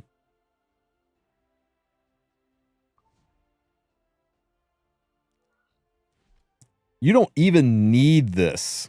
It's nice because it gets you all those extra attacks. But you could just slap her on Symbol of Unity. You could slap her on Radiant Forever would be a weird choice because her S1 doesn't technically count as an AoE attack. You could set her on Caladra, do 30% more damage. That would probably be best in slot right there if you don't have her own artifact, 30% more damage. You could run her on these, but these are only 20% damage. I would go with the 30% because she's always, enemy's always going to be debuffed. So yeah, it's a lot of options, guys. Find the combo that works best for the team you're building. This combo's worked best for me. Ducks. Frantic. Warhorn. Her own arty. And remember, people are worried about Warhorn messing up turn order because of this CR push. CR pushing's turned off on this. The only thing that's allowed to CR push in this is the boss. You can't CR push any of your units, which is another kick in poor Tamarind's side while she's out here trying to be a fire healer.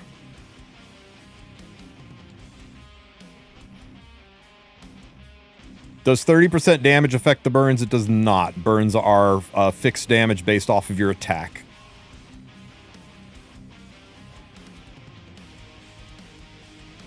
But you love it when Gab goes, there's this thing called attack tuning. You want to make sure you're attack tuned. We all talk about speed tuning, but there's such a thing as attack tuning too, to make sure that the Gab goes to the right unit. Hazel's Gab is not random. It always applies to the highest attack unit, which you notice my carrot is my highest attack unit. So she's wearing the Gab right now, but all of these hits are stacking up Dux Noctis. So the next Gab she throws out is going to wind up going on Robin because Robin's going to have the highest attack.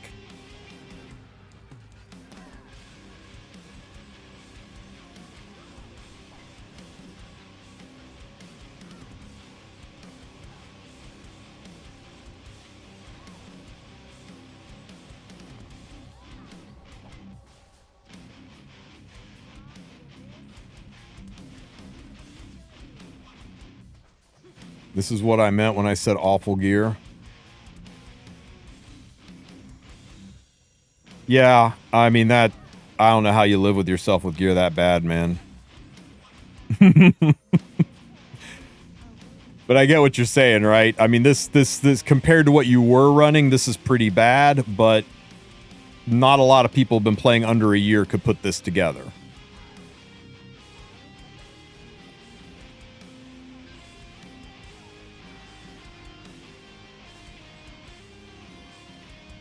Currently, Dux Noctis on Robin, Frantic Flight on Carrot, Warhorn on Hazel, and Meru on Magic for Friends.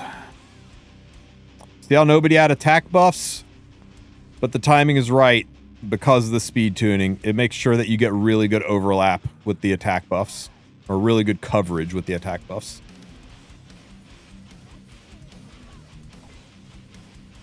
Yeah, don't sweat chasing the gear score of people who've been doing PvE for 7 years. Okay? That way lies insanity.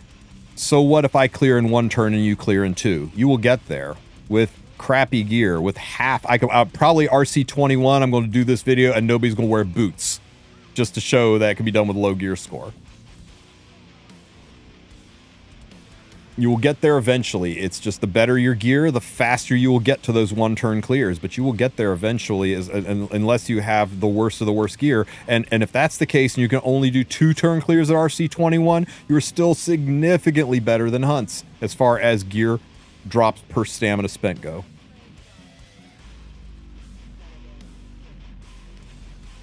Okay. Dead bug. You know what? I don't think Hazel ever got to give Robin that gab. Zoop. Anybody have any questions? RC21 with goblin gear, you know it. At what point would you keep a Candlestick? I think a Candlestick is really, really good on Mascot Hazel. I think cycling her heals is really important to keeping the team alive, especially if you're having any kind of trouble dying. Candlestick is probably best in slot on her. If you do not have Dux Noctis, if you do not have Frantic Flight, if you do not have her own artifact, I would put it on Robin. I think other than those 3, it's probably best for Robin. What's up, sweetie? Someone's at the door. Be right back, guys. I gotta get a baseball bat.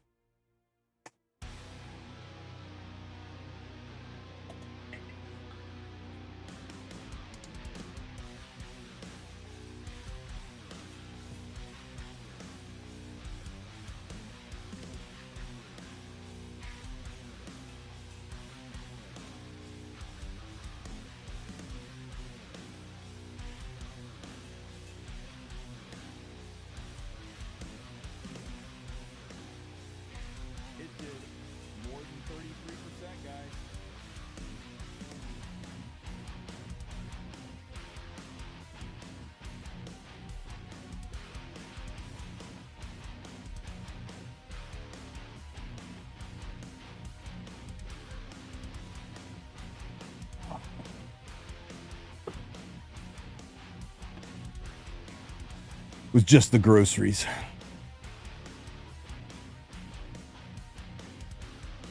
Carrot creature's a pain in the ass to build when you have 1 attack set. I thought the same thing, Shinigami. So I went ahead and built my my Robin not on attack set. Worked out much better that way.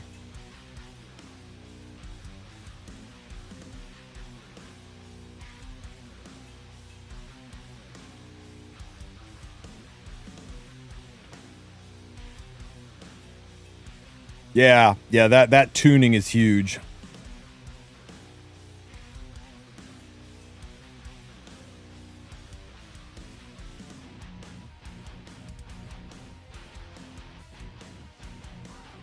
Just full run, full broken sets and hit set. Yeah, for real, man. This is where Fribbles comes in really, really clutch. Sometimes broken set is best set.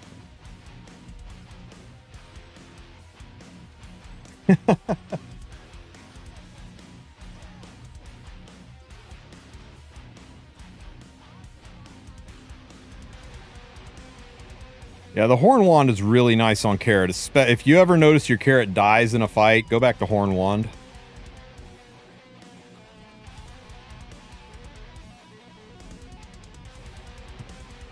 Who can Charlotte replace if I want to do a team? Mercedes.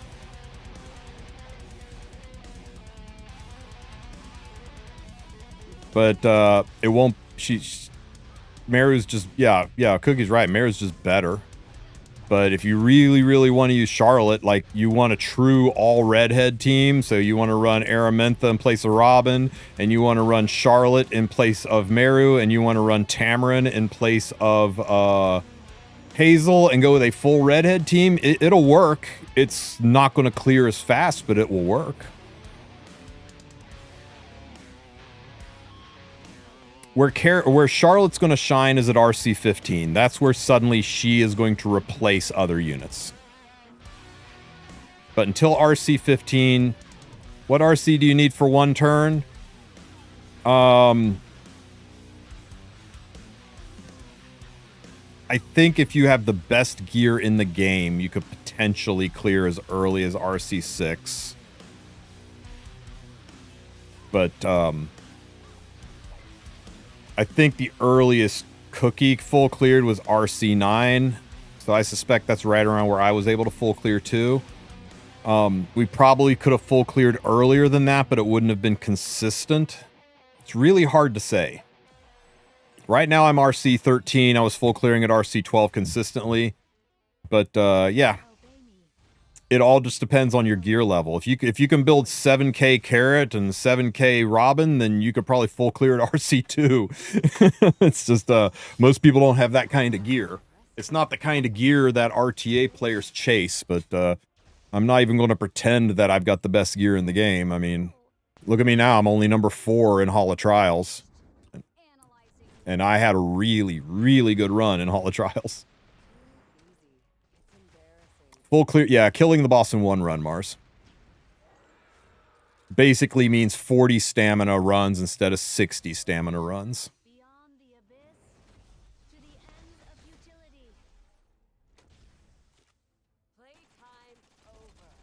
At RC 15, you can do that Valley. And once we get to RC 15, that team will get demoed for sure. But we're a ways away yet. It'll probably be tomorrow before we can do that.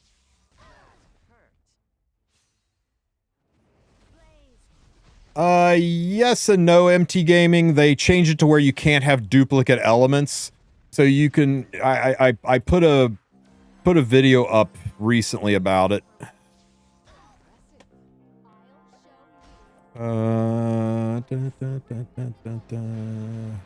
Yeah, right here. This Hall of Trials team, May 26th. You guys can't see it because I have display turned off. This Hall of Trials team right here, May 26th. This team walks you through the current version where you're running Soul Weavers.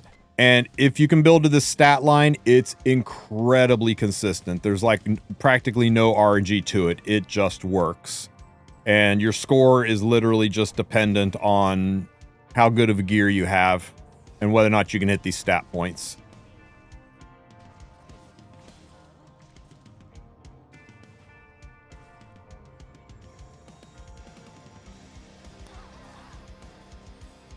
But if you don't want to re-gear your whole ass account for it, you can literally do the exact same team you did last time. In fact, I think there's even ways to do it at slower speeds.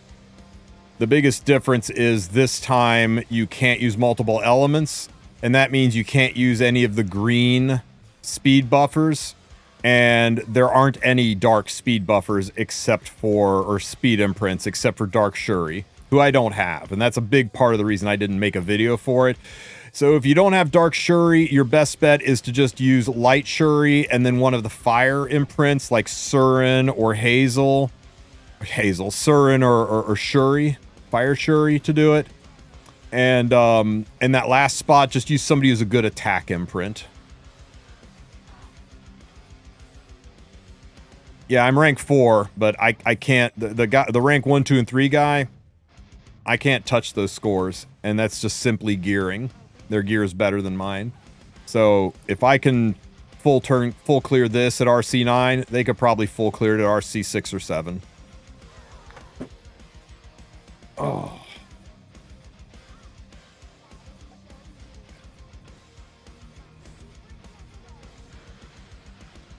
No sustain? What do you mean no sustain? Oh, the solo Renak? She's on lifesteal, or she is on Grail of Blood, and that'll sustain you.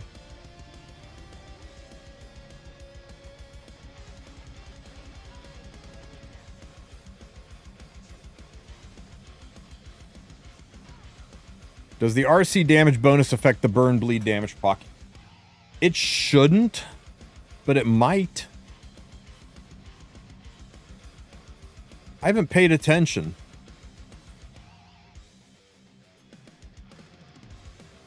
I'll go back and watch the VOD and see if the burn pops did more now at RC13 than they did back at RC12.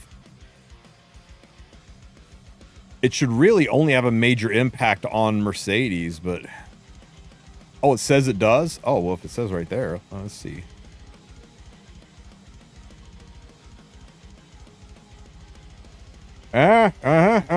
So 8% damage boost and 40% bleed and burn damage boost. Yeah. It increases it a lot.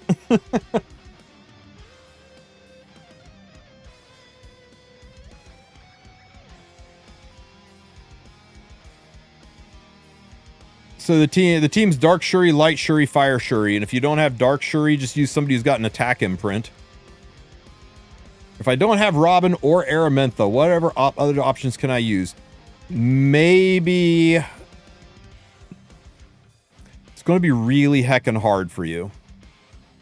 Really heckin' hard. It's possible Holiday Euphine with the Indestructible Gators after the balance patch.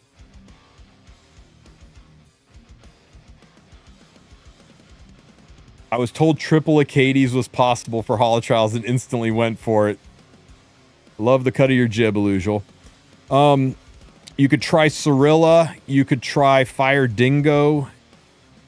You could maybe... You know what you could do? You could abandon the burn route and go the bleed route. You could use Surin and Haste. It would be much slower. You're talking 5 turn clears where everyone else is doing 3. You're talking 2 turn clears where everyone else is doing 1 or solos, but you could do it. And so I would look at Fire Surin and Dingo, Fire Surin and Haste to get your bleeds, and just do it that way. And when these things come out, this one right here is specifically designed for putting either Surin in the back or for putting Haste in the back. The difference is burns are significant, like 2 to 3 times more damage with burns than with bleeds, but you can still do it with bleeds. And that'll get you through. That'll be good enough to at least fill out and clear out your battle pass. You got to get to about RC 14 to 16 range to finish out the battle pass. And then you can decide at the point in time where you've done with your battle pass, you can decide, is this really better or worse for me than just farming hunts, and make a command decision at that point. And fun fact, Rift is usually open for 4 to 6 months. And another fun fact is that the anniversary is happening in late August. And yet another fun fact is for the anniversary, they usually give out RGB selector tickets that you could use to pick up your Aramintha. And yet another fun fact is usually halfway through Rift, they give you a $10 pack that you can buy to reactivate Robin's banner. So you got some options ahead of you if you decide you really want to dive into this full force. Otherwise, there is nothing wrong with farming hunts. That's how all of us got our start. That's how all of us got the gear we've got. If you don't have the tools to do the job, then do other jobs until you do have those tools. Nothing wrong with that. You can get her banner from the books too, right? Side story. Yeah, the problem is the side story, after her side story is done, the side story usually doesn't become selectable for 6 months, and by then Rift is over, or almost over. So that doesn't work so well. Unless they speed that up. Yeah, it's 5 to 6 months for a side story to become selectable. Chasing attack set, I rolled a 23 attack set helm. Congrats.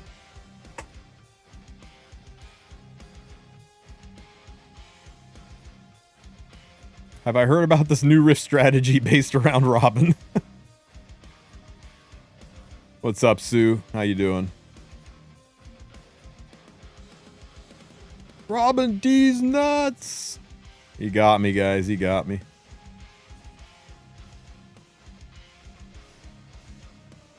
Yeah, Odin brings up a valid point. If you're free to play and every single mystic metal counts in your quest to get your ML Aria, in your quest to get your Genesis Ross, maybe you do hunts. Maybe you just bag it and say, yeah, you know what? The gear is nice, but I really want to be able to get the mystics to pull the new ML5 unit, so I'm just going to stick to hunts. It's not a lot of mystics, but hey, $1's a buck. It adds up over time, so you can do that. RC15's Zugrin is where Robin starts to be able to solo.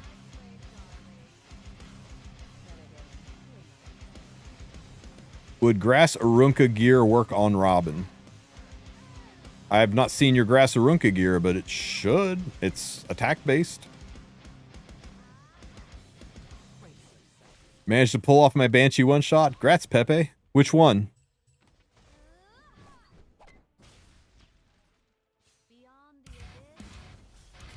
Yeah, good point. Now, if you have Robin's artifact, you can lower the effectiveness need, but Arunca doesn't really need effectiveness, so you'll probably have to find at least 70-80% effectiveness somewhere.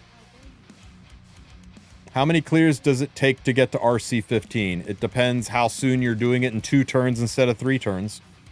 If you've got the hunt pet that sometimes gives you double drops, it depends how many times that hunt pet or that rift pet that gives you double currency procs. But I don't know, I've never really added it up. You can math it out. It is a set amount of stuff. We mathed it out once upon a time, and it is tens of thousands of stamina to get to RC21, and I think it was over 10,000 stamina to get to RC15. When the first Rift came out, we talked about how horrible it was, how much stamina it costs, but the reality of it is, you don't have to be in a hurry. I'm in a hurry because I'm a content creator, I want to make some damn videos, but you don't have to be in a hurry. This is going to be around for 6 months. I think it's going to take me about a week to get to RC21. It's going to take me about 3 days to get to RC15.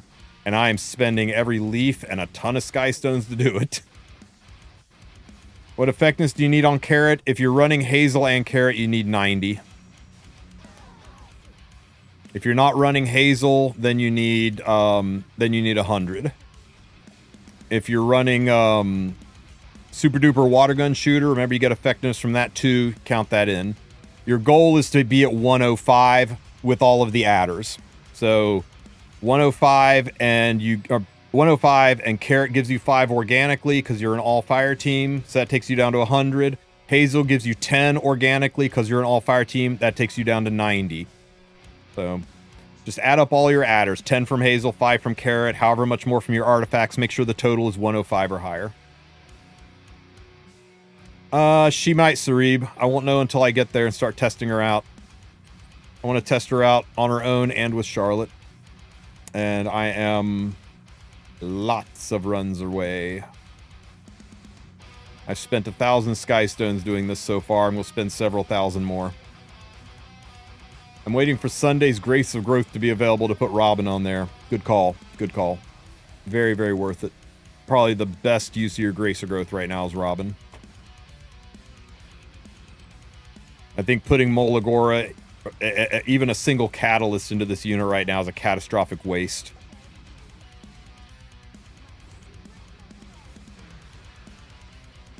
I'm a big fan of units need to earn their Mola. And right now, Robin's not earned it yet.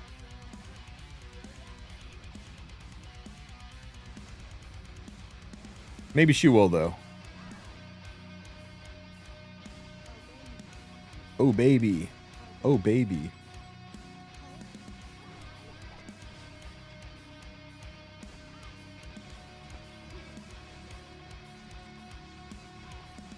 Even katas, man. Katas are a huge roadblock for new players. That's something a lot of new players kind of miss a step on, right? Is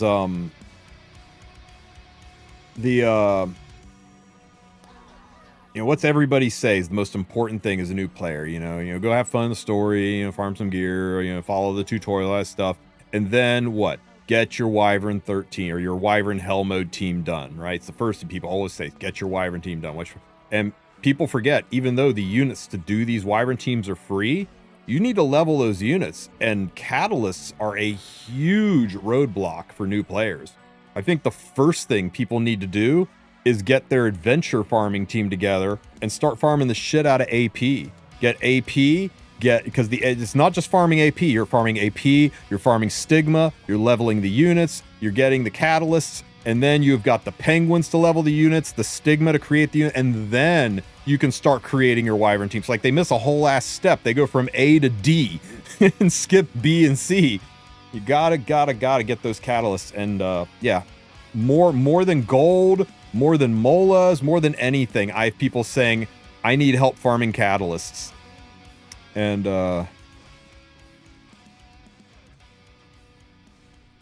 some people don't even realize that AP lets you buy catalysts. They think you've just got to go in the story and farm the different places to get the catalysts. That's also a problem with so many people using Eulogy for a Saint to farm gold and gear and stuff is, new players going to Eulogy for a Saint might be handicapping themselves because you don't get AP points from Eulogy. You don't really get catalysts from Eulogy. So before you even farm Eulogy, you really need to get a good foundation of AP so that catalysts are never a problem for you again.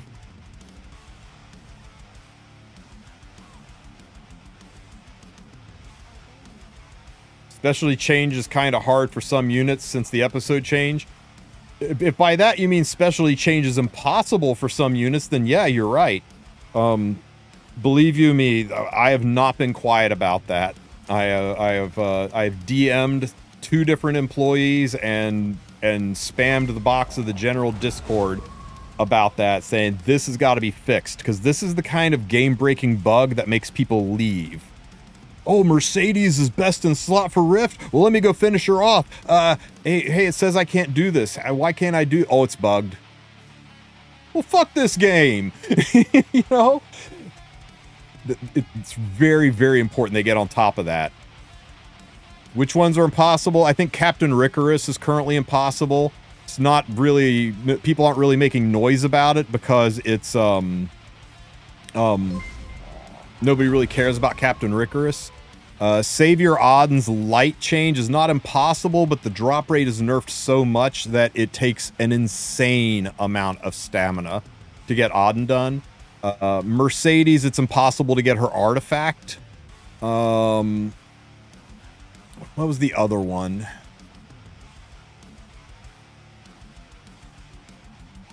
There was one other one I can't quite remember, but a lot of, there's a lot of them out there, and several of them they're saying go kill. One of them was you've got to kill a boss so many times, but the problem is it was impossible to get the imprints for Mercedes Artifacts World, I think is what it was. I think it was her imprints. There was one of them where it was you need to go to episode 3, blah blah blah, and kill a boss so many times. The problem is this floor doesn't have a boss on it. There's no boss. The bosses are all on these floors, and you can only do them once. So how can you kill a boss 5 times when you can only do these floors once? It's just broken bullshit like that. It's impossible to farm 5 bosses because you can only kill them once. So, just little broken things like that in their specialty changes. And Smilegate just needs to go in, tweak their specialty changes, fix their specialty changes. Mercedes artifact fully unlocks right away now. I was told that people still can't get Mercedes done. It's hard for me since I can't even see the specialty changes anymore, but I've had multiple reports, people saying they can't get Mercedes done. So I don't know. All I know is I've received lots of complaints that artifacts or specialty changes. Some of them are broken. The biggest one is Light Odin's. The mats to convert to Light Odin is really, really hard to farm right now.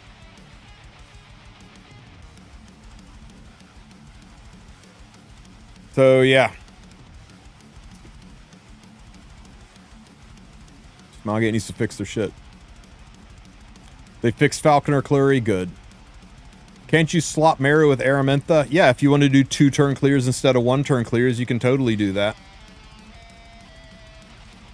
If you want a far, far less efficient team that requires a 5-star unit that uses Mola Gora, go for it.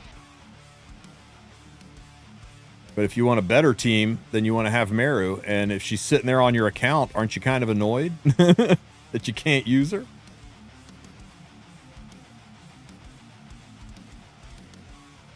Yes, yes. Thank you, Ung. That was it. The issue with Mercedes was from people who had completed Chapter 3, but had not done the artifact change. Because you complete it, and then the stage you need to go in to do it is locked, and then you try to go back and do it, and you can't because the stage is locked. I think it was something like that. What's the tech to cycle with 1 clear now? It's what you're looking at. It's the exact same builds as before. The biggest differences are you slow Mascot Hazel down to 174 speed, 170, 174 speed, and you speed Carrot up to 140, 145 speed range, 146 speed range. Whole ass video will be going up here shortly about it. And also some artifact changes to make things a little bit cleaner. Frantic Flight on Carrot is goated. Frantic Flight on Robin would also work. You could also run Dux Noctis on Robin or her own artifact. That works. And put Carrot on Warhorn for extra damage. No, you don't need 3. You never needed 3 candles. Oh man, I really did an ass job at 4 in the morning explaining that. I used candles in the other video to show everybody that you could do it with free-to-play artifacts, with like 3-star artifacts. You didn't need anything special, that it does work with it. It wasn't that those were the best, it's just that there was things I figured people had laying around. I figured people had candles laying around. But yeah, I'm not running Candlestick on any of my units. It's just a great option you can reach for. 3 a.m. it was 5 a.m. Save when I friggin' uploaded that. Yeah, you're right. It was like 3:30 or 4 when I did the recording though. But yeah, there's nothing wrong with Candle, but there are definitely better options.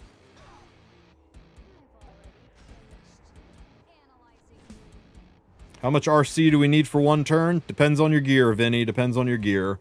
The builds that we were running were overkilling at RC9. Probably could have one-shot it as early as RC7 or 8. If you got better gear than us, maybe you're one-shotting at RC4 or 5. If you got worse gear than us, maybe you have to get to RC11 or 12 before you're one-shotting. Just depends on how strong you can make your units, how hard you can make these SOBs hit. Is Mercedes good on rage set for this? Sure. Whatever it takes to get the stats to do the damage.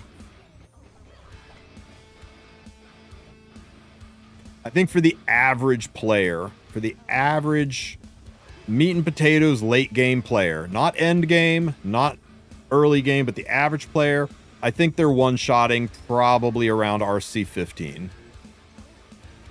Maybe RC 14.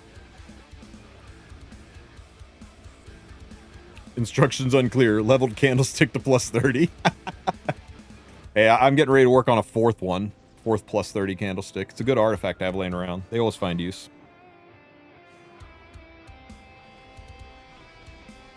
But yeah, rage set, attack set, destro set, speed set, broken set, triple torrent set, revenge set, just kidding. Whatever set gets you the stats you need.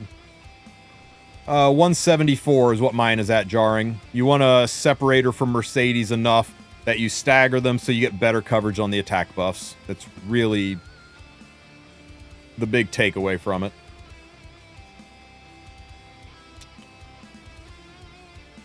Watch the sidebar over here, okay? 193, 184, 174, 146. So slow down your, basically the same stuff as before, but slow down your Hazel, speed up your carrot. GG. Believe it or not, my Hazel is on revenge set.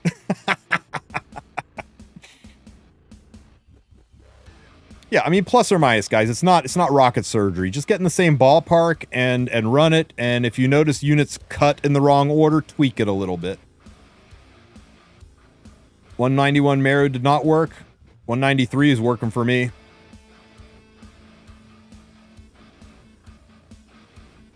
But, you know, it might be because of how my my Robin's speed speed tunes with her. Or that my carrot's 146 instead of 145. It might also be because I'm RC 13 instead of RC 9, so I'm bulldogging through it when you needed the extra tuning to get that last hit in just right. This is the most lamest rift ever, total snooze fest. Were you not around for the Fene rift when it was just pick Fene, press auto?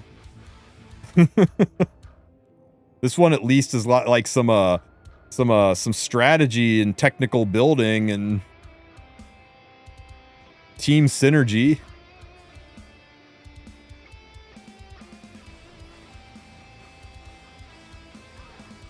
Yeah, that's the goal, right, Plague? The goal is just to, you know, eventually get it at the point where you press auto and hit background battling and walk away.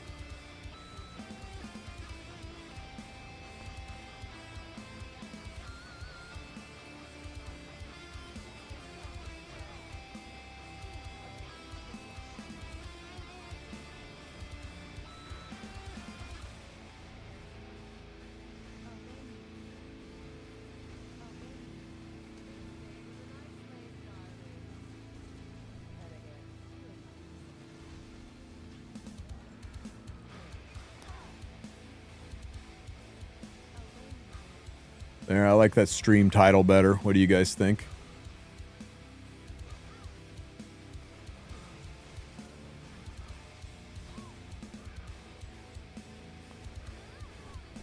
Oh my god, Kane was awful. That Kane rift was so hard. If you didn't have a Lensinox Wrath, doing Kane rift sucked.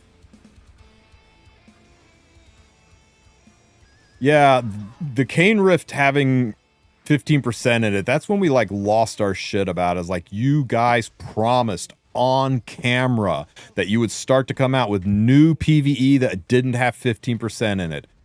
And I think we made enough of a stink that they started getting scared trucks were going to show up, because that's when Rift disappeared, or 15% disappeared from things like Hall of Trials and from future Rifts.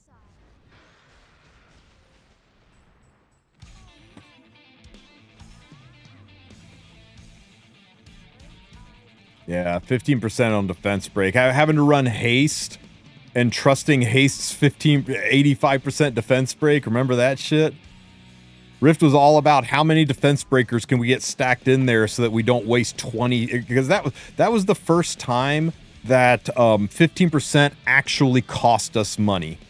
Right? Their excuse always in the past was, well, yeah, but if you fail, it doesn't cost you anything to restart, so it's fine that there's 15% because it doesn't penalize you for failing. Well, Rift penalized you for failing. If you didn't get 15%, you didn't full clear, and you had to go and spend 20 more stamina to finish the job off, because 15% literally reached into your pocket, grabbed a hold of your bookmarks, leafs, and skystones, and yanked it away from you. So, yeah. That was a problem. How strong do I think ML Ross will be? Husbandos typically sell about a third as well as waifu banners. And it's their World Cup. It's their signature banner, and they're going to want everybody to pull on it. So if you were Netmarble guy, how strong would you instruct the team to make him? I think he's going to be pretty fucking strong. I think unless you have a unholy need to have Arya on the team and you can only pick one, I think you pass on Arya to grab Ross if you can only pick one. And I know it sounds really weird hearing it myself, hearing the words come out of my mouth saying skip Arya. Ugh. Almost threw up a little there. But do whatever it takes to get Ross. I think he's going to be that good.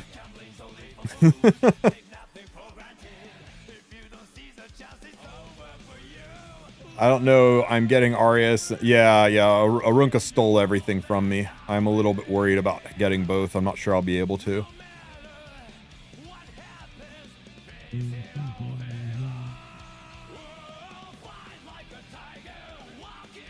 Okay, guys, let's level some gear. Let's see. What do we got that's trash? Yuck. Maybe? No. Get rid of that crap. And...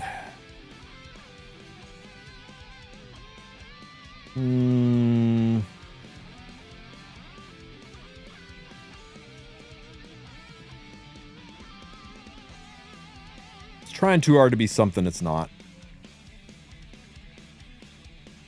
Oh.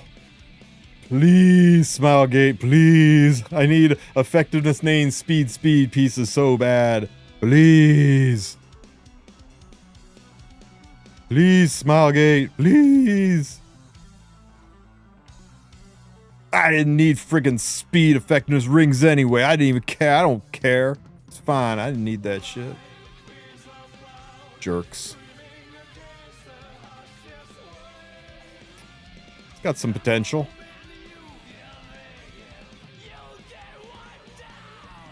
Ooh, we forgive what? 4. Nah. Too many 4s. Oh.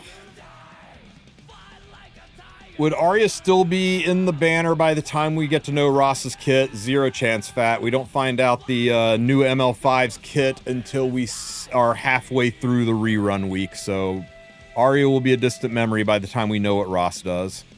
If you were Netmarble guy, would you let people know in advance, or would you want the FOMO to be there to pull both? 10 pull on Arya wouldn't hurt. It's not like I have more. Yeah, well, yeah, I'm going to pull for her. I'm just not sure if I'm going to go nuts on her. Do we know what team would use Robin against Nightmare, Devour, Arahakan? Actually, I've not even done it. Maybe we'll do that this weekend, because I've not done my Nightmare raid, and we've only got a couple days left to finish that shit off, so I got to do that. Ross is the main character, guys. He is the main character. He is a literal god. In canon, he is the avatar of divinity. He is the only thing that can slay divine beings. I don't know how they're going to wrap a literal god into a usable kit. It's going to be wild. Are you saying he won't be free? Tell me, Vergus, if you were Netmarble guy, if you were the head of Smilegate, would you let him be free? What's your motivation? What's your motivation for giving Ross away for free?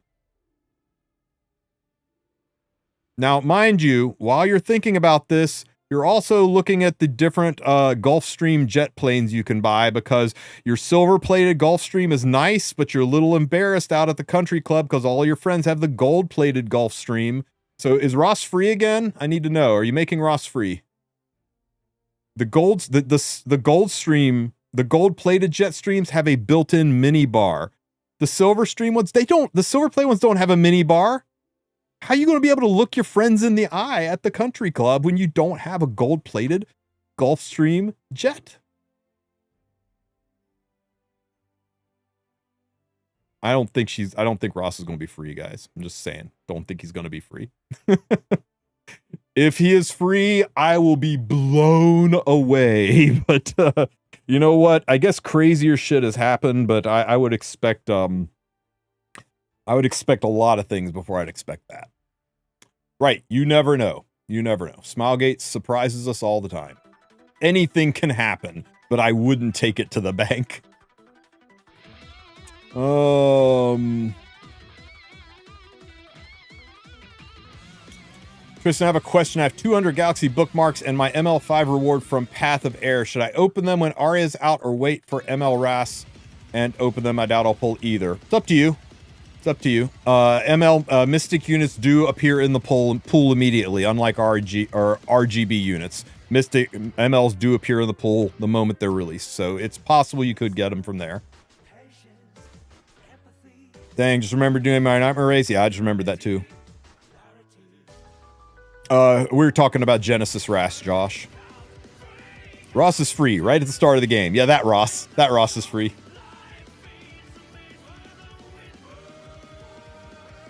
Doesn't raid end in one day? Raid resets at the start of the month. So you have until the 31st. Only reason for him to be free is because of 7th anniversary. And that's possible. That could be the big 7th anniversary surprise. Here is Genesis Ross for free. You remember that free unit we got that was amazing and game breaking? We were all excited to have him. Neither do I. Arya pity. Arya pity. Maybe Ross's passes will be seal and unbuff on everyone except himself. AoE block is what I'm scared of. AoE block would destroy this game, and I'm really, really worried that he might get it. You have a gear guide video around trying to figure out how to roll stats. No, it's my most asked for guide, and I still haven't done it yet. I will get to it, though. Hi, how to imprint Ross. Is there any way to get dupes from normal Ross? No, but as you go through the adventure, there are... as you go through the adventure, you will get these special items. They look like... they look like this. No, this. No, this. No. This is Mercedes' version, but Ross will have his own versions as you progress through the story of Unrecorded History. I think is where you get them, as an Unrecorded History. And once you complete Unrecorded History, you'll get his imprints this way. I have 12 days of account. Do you think Robin is a must-pull character? Pick her up if you can. Pick her up if you can, because you will probably want to farm Rift, but if you are free to play or you're trying to save, you can pass on her. You probably won't be ready to use her for a few months, and by then you can reactivate the banner. Yeah, I'm talking myself out of it. I would pass. I would pass and save up for the limiteds. 12-day-old account's got no business pulling Robin. You're still focused on adventure. You still got hunts ahead of you. It'll be 3 or 4 months down the road before you even give a shit about Robin, and by then, if you really, really want her, they'll have a $10 banner that you can reactivate her. Yeah, hard pass, hard pass. Is ML Arya for effect res players, or will she work in general? More of a Valky question than for me. I think her kit is relatively unimpressive, but her passives are broken insane. I don't know. We'll have to see how she pans out. It's the tariff that she places on souls that I think is going to be her big use. Check out Sue's video, meanwhile. Oh, yeah. Sue's got a really nice gear video. It's a primer, but it covers everything. I'll roll some gear here and try to give you some tips as we go before we wrap things up. You think they're going to let us imprint ML Ras? Use Ras to imprint? No, you will not be able to use Ras to imprint ML Ras. You can't imprint with story characters. They'll either say pull some dupes, use some slates, or they will come up with some system like they do for the floor bosses. They'll give some way to access it. It might be part of the Dash event or the 7th anniversary's ways to imprint them. Do you think Harsetti is a good character? Yes. No. Yes and no. Yes, but no. She's a very effective character, but she's bad for the game in general. She's not a good character, she's a strong character. Does that make sense? Remember the data mine from Harsetti that said she was going to have AoE block? Oh my god, yeah, the fake data mine. That guy's like, he freaking got over on so many of us. Too early to farm Rift as well. Hard skip on Robin. Good call, Vinny. I'm new and I don't have them. I don't know if my Mercedes never got her imprint. You have Mercedes. It's impossible to not have Mercedes. I'll show you where she is in just a second. 12-day-old account, and I pulled Robin in 20 summons. I'm farming Rift now. Hell yeah, Danny boy. Kick some ass. Exclamation point song for the song. New players couldn't farm Rift. It's new. Free 5 scare. Danny Boy at 12 days old's farming Rift. He pulled it off. It can happen. Thanks for the Abyss Guide. Man, my Abyss Guides are ancient, but you're welcome. I'm glad it worked out. Strength of Ilrios. That's the name of the Ross imprint item. Thank you. Strength of Ilrios. If you guys are struggling with any kind of Abyss stuff, check out I'm_TSU. He sometimes hangs out in chat and tells you the names of Guilty Gear songs, but he has got probably, not even probably, he has hands down got the best Abyss guide in the entire server, covers all of the hard floors, and he does it with free-to-play units. If you got stronger units, it makes it even easier, but if you're ever stuck, he'll walk you through it.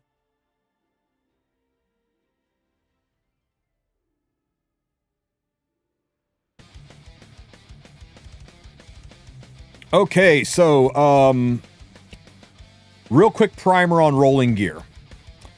First things first.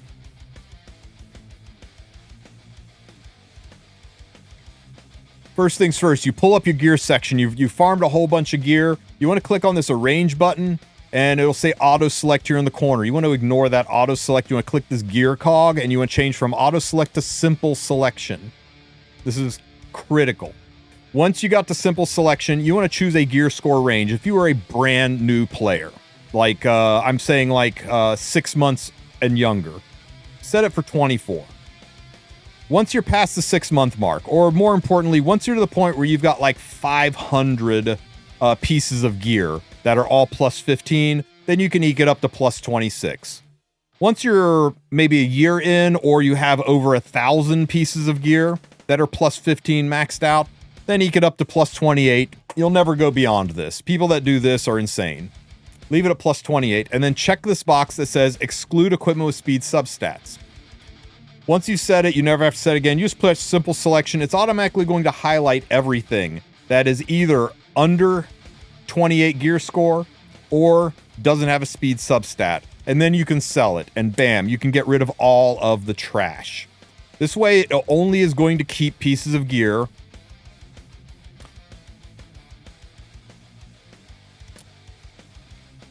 It's only going to keep pieces of gear that have 28 equipment score or higher on it, which I don't have any pieces right now.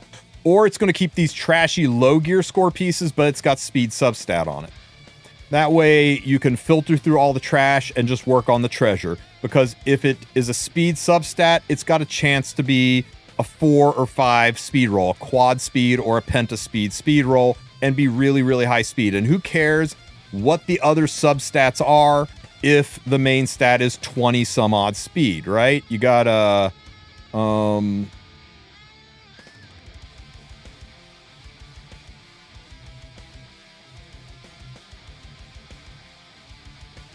who cares that this has got flat health and effectiveness is only 96 gear score? It's got 23 speed on it. So that's what when we hear people talk about speed checking, that's what we're talking about, is looking at these lower level pieces of gear and speed checking them. But when it's 28 gear score or higher, you kind of want to look at all the stats and look at it as more than just a potential speed piece, but look at the stats and see if this is something you want to push up. You want to take up to higher levels, because even though it doesn't have speed on it, maybe it's a pretty good piece, right? Maybe it's 100 equipment score and it's got a ton of health and crit damage and crit chance, and this will be banging awesome on an HP scaling bruiser or HP scaling bruiser unit who wants a lot of damage and some HP, and you're happy you got this. And you can maybe he's got some debuffs, and if not, I can change that effectiveness to defense or speed or effect res or any other stat, right? So it's a nice piece. Level that. So now that we've got all the trash, we'll start speed checking. And the way you speed check is when it's purple gear, you put just a +3. And if it hits speed, you go again. If it doesn't hit speed, you throw it in the dumpster. Get behind me, Satan. Next piece. I don't really need a defense main ring, but if it's 24 speed defense main ring, I'm about it. So let's go ahead and try this out. Nope. Gone. Next. 1 in 3 chance. Surely you hit speed this time. Nope. Gone.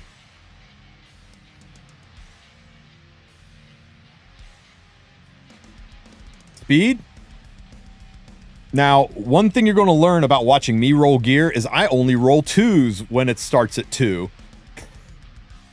God damn it, Smilegate. Okay, so you want to count how high the speed can go. If I roll a 4, that'll take me to 8. And if I roll another 4, that'll take me to 12. And then the next roll will be this one down here. And then if I roll another 4, that'll be 16. And that will mod, that would be a quad roll, and that would mod to 20. So it does have a chance to get to 20 speed. So I'm going to go ahead and take it one more level up. And now it's trash again. We can move on.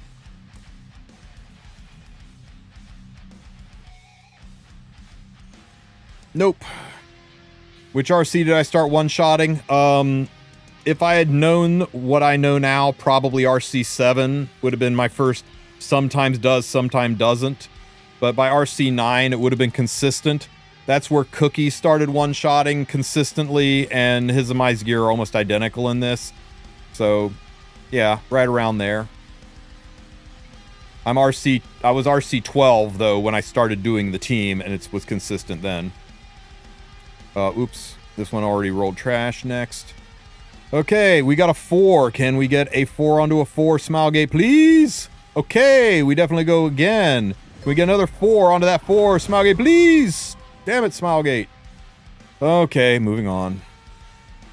What did I mean AoE block? There is a skill. Only one unit in the game has it. And that is the super hot, absolute garbage can unit, Brigida. Inflicts bind and block for 2 turns. Block. You can only dispel it yourself, and you can't receive beneficial buff events from anyone else. You can't be healed, you can't be buffed, you can't be CR pushed, nothing. And the only way you're getting rid of it is to cleanse it yourself or walk it off. The only reason Brigida is not an unstoppable monstrosity is this is a single target attack. An AoE block would be so debilitating, I think it would break the game. For example, if you've played this week's Hall of Trials, try doing something after you get hit with that AoE block. If you don't push phase before somebody over there takes a turn, you are fucked. Okay, where were we?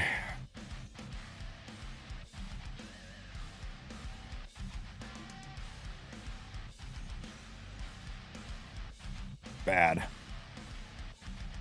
Yeah, let me... Okay, how modding works.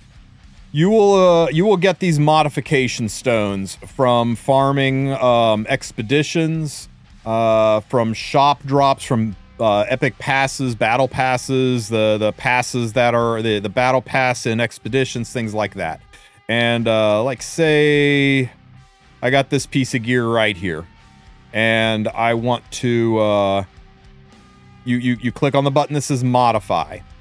Now, a couple of things to know about modifying pieces of equipment is I never recommend modding anything that you can't reverse down the road. Like health is 24%. Say I want to make that defense because it's a defense scaler, and I want this to be a defense scaler, so I'm going to mod it. It's going to mod it only to a potential of 18%.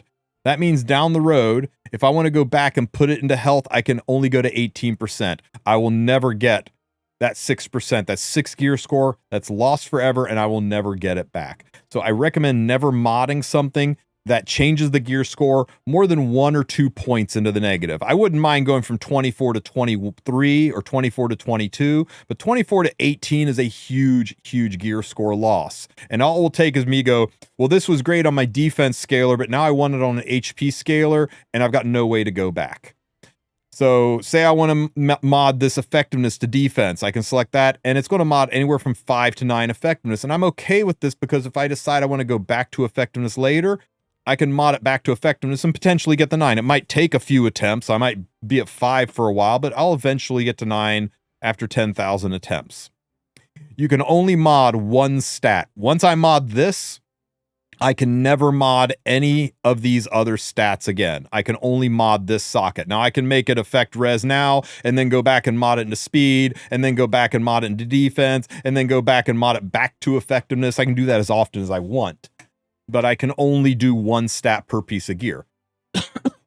And another thing to be aware of is if you want to reset this piece of gear, say it was started out really high and it rolled really low, and you want to get a second swing at modding this. So you click this little reset button here, and you can use this stone to set it back to its original stats and try rolling it again. That's great. But once you mod it, once you mod a piece of gear, let me find one that's modded. Anyone? Bueller?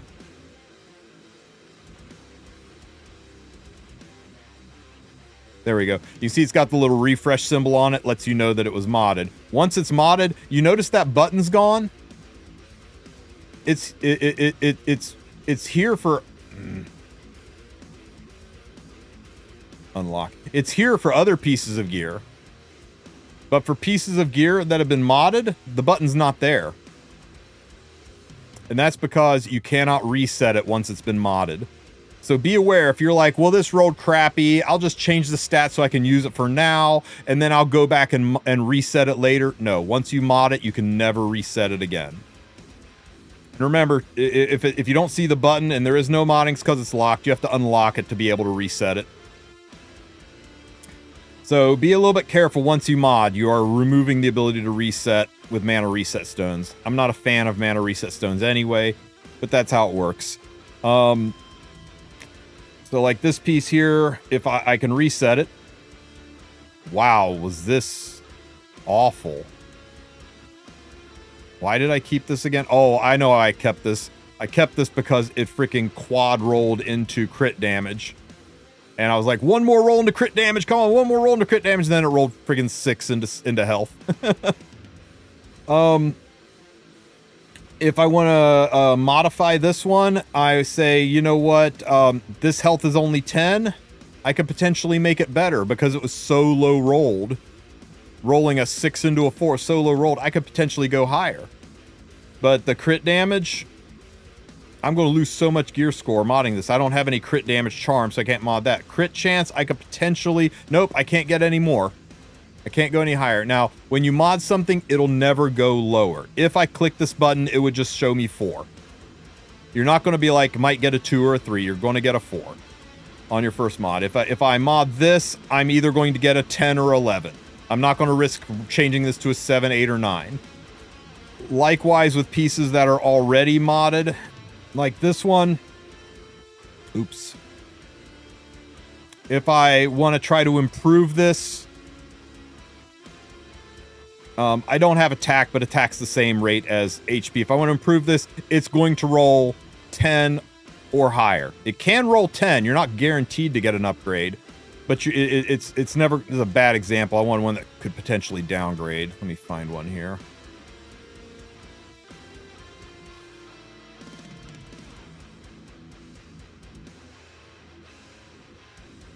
What's my modded gear?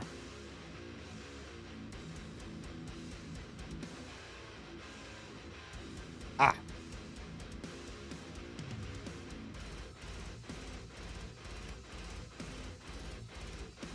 Damn it. It's already maxed. I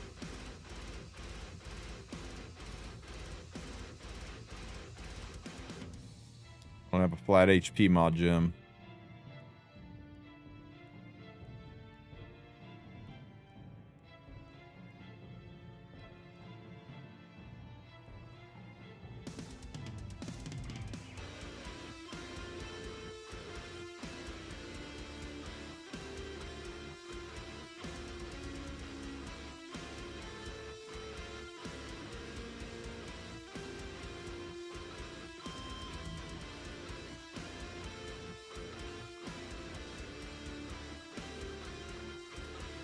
Oh.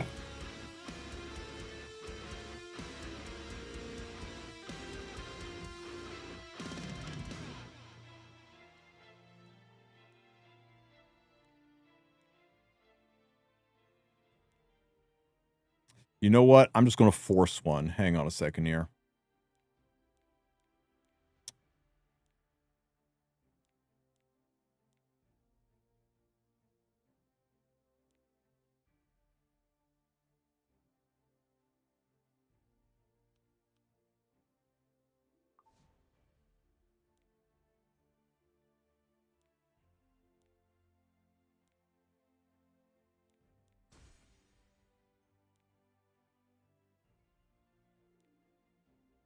Okay. So say I want to modify this to 8, to try to get more attack on it, right? It only rolled a 7. I want to try to squeeze it out to an 8. If I run this, I shouldn't be able to get anything other than a 7 or an 8. Modify. I got a 7. If I roll this, I won't be able to get anything other than a 7 or an 8.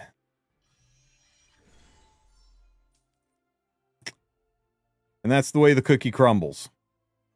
Modding in this game is painful. Painful and expensive. You guys to notice, it's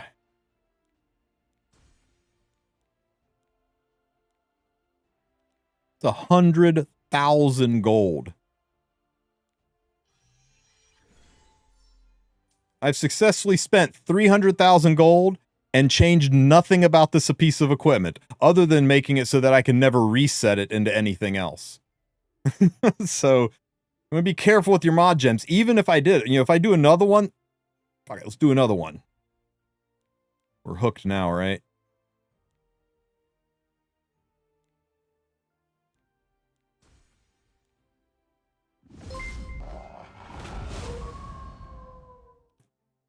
Come on, show me an 8.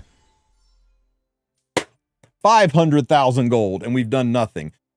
And here's the worst part. If it did do something, I got 1% more attack.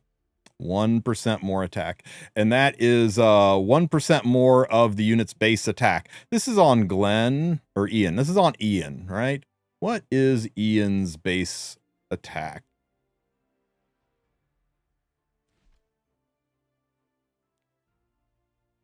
Uh, 1536 minus 708.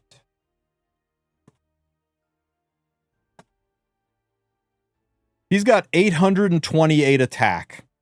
1% more attack means I would have taken this guy from 1536 to 1544.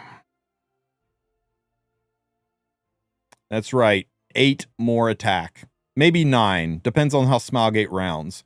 I spent 500,000 gold to get 9 more attack. Not 9%, 9. So be really careful modding pieces of gear. Make sure it's an impactful modification. Make sure it matters, and make sure you never want to reset that piece of gear, that you're okay with the piece of gear not being able to mod any of the other stuff, not be able to go back. Modifications are a big, big trap.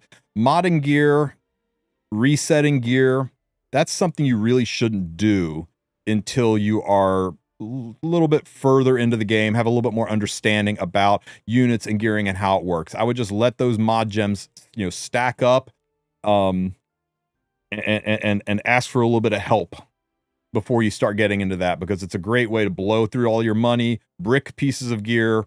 We had one guy, he had a damage ring. It was an attack percent main ring. It was a speed set, and it had crit chance, crit damage, and speed on it. And the fourth stat was HP, and he quad rolled HP into it. But he wanted to put it on his cigarette so he could kill wyverns easier. So he modded that quad roll HP, that 36% HP. He modded that to flat attack so that he could do more damage with his cigarette. When he went to mod it back to HP, he could only mod that 36 HP back to about 18 or 19 HP. Yeah, some people know who the hell I'm talking about too, and aren't surprised. So you can really kind of screw up some really nice pieces of gear by modding stats you shouldn't mod, and by not thinking down the road, by tunnel visioning on, if I just change this piece, it's going to be so perfect for this unit, but then another unit comes along and the original form was better. And that's why you should never mod a piece where the gear score goes backwards. 108's my best gear score, for people who were asking that earlier. Notice that my 108 gear score pieces, even my 107 gear score pieces, they aren't even on anybody. This lets you know gear score isn't everything. Look at this beautiful garbage. This is the very definition of beautiful garbage. Who's going to use this? I can't even mod it. Who's going to use this? It's terrible. Literally unusable piece of gear. 108 gear score. But,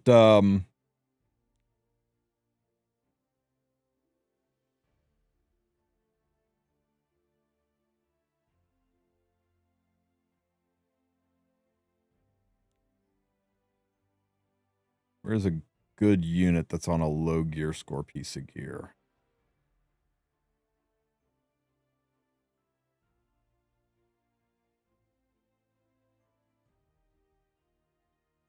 Hmm. 73 gear score. Looks terrible, right? It looks terrible because that's a quad flat health roll, but it's a quad flat health roll on a flat HP main. This makes my 3F Bellion blow shit up. Even though it's only 73 gear score, it is god tier for Bellion. So gear score isn't everything, right? There are certain pieces that, because of the way they rolled, they'll be useful. But gear score is a good starting place to get a pretty good idea of whether or not the piece is worth rolling or not, and that's why I do recommend the simple selection be based on your equipment score to help get you guys started. We good? Clear as mud? Was it Lakari? No. No, it was not. Give you a hint. The guy has the word bad right in his name. Okay, let's speed check the rest of these guys and see if we get lucky, and then I'm going to wrap things up for the day.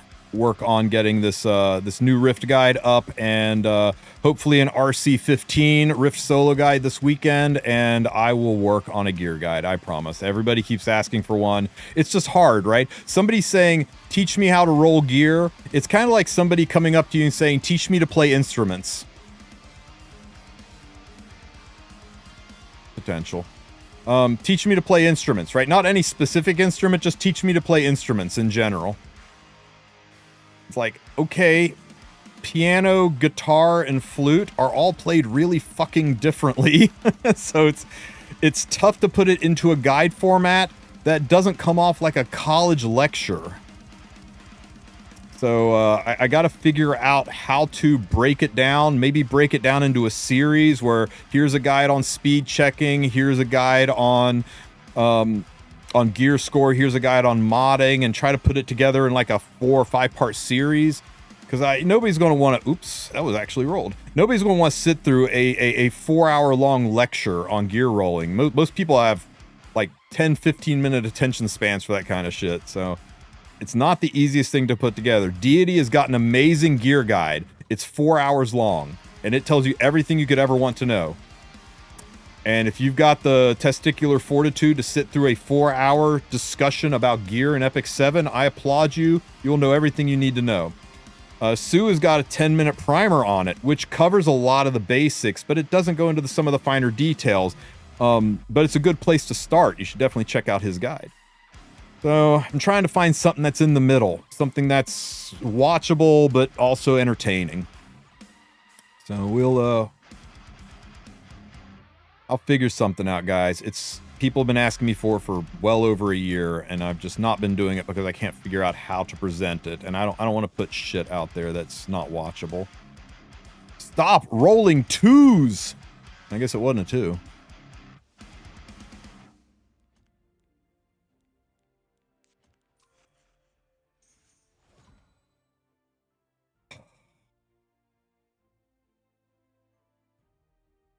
My life right here, guys.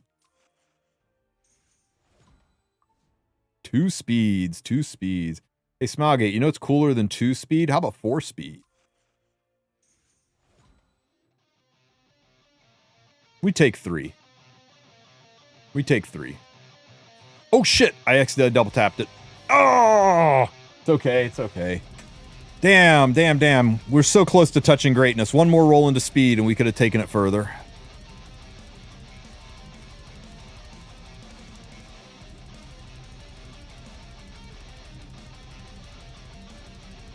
And people are like, well, what's the point in time where a really, really big roll would keep you in the piece instead of rolling speed? That would be when the starting gear score is 26 or 28 or higher. Below 28 equipment score starting, I don't feel there's enough of stats for my level of gameplay. Now, for people who are just starting out, that's why I said set it at 24 or 26. You might find some diamonds in the rough that are good for your account that don't do much good for me. I never roll one speed. I'm morally opposed to one speed being in the game. I don't even give it a chance to see the light of day.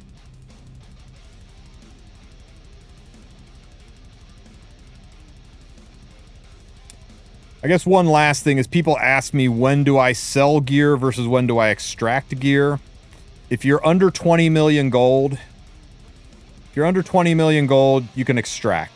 If you're over 20 million gold, you can extract. If you're under 20 million gold, you should sell. Once you've got a good pool of cubes built up, then just do whatever feels right. I've got a shit ton of cubes, so I almost always sell for the gear, charms, and gold. Gold's much more of an issue for me than gear charms are. You know what? We can spend a few of those. Let's go make some boots. Yeah, let's go make some boots. Where are my blue boxes at? I got way too damn many of these blue boxes. We'll make some speed boots here.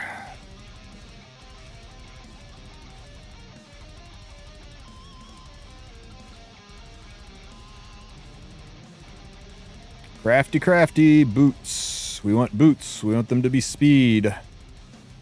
And speed boots. These are the cubes I'm talking about you get from extracting. You can use them on these blue boxes. This will be a whole other chapter. Ooh. 4, 4, and 4. Guys. I said I wanted more 4s in my life.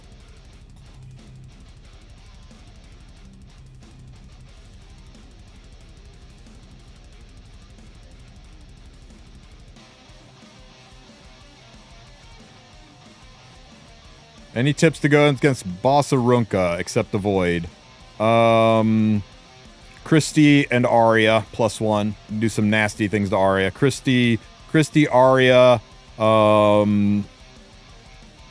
as good, strong mitigation knight like Albedo or Crow or FCC or Ilanov, and depending on the rest of the team, your 4th unit. Maybe Seaside Bologna would be really good. Anybody's packing AoEs. Death Dealer Ray, things like that. Injury, you could run Bellion, you could run 3F Bellion, you could run Harsetti, all that kind of stuff works. This is kind of weird. Oh, repeat craft. I forgot about that button. I'd show you mine, but she lost most of her gear for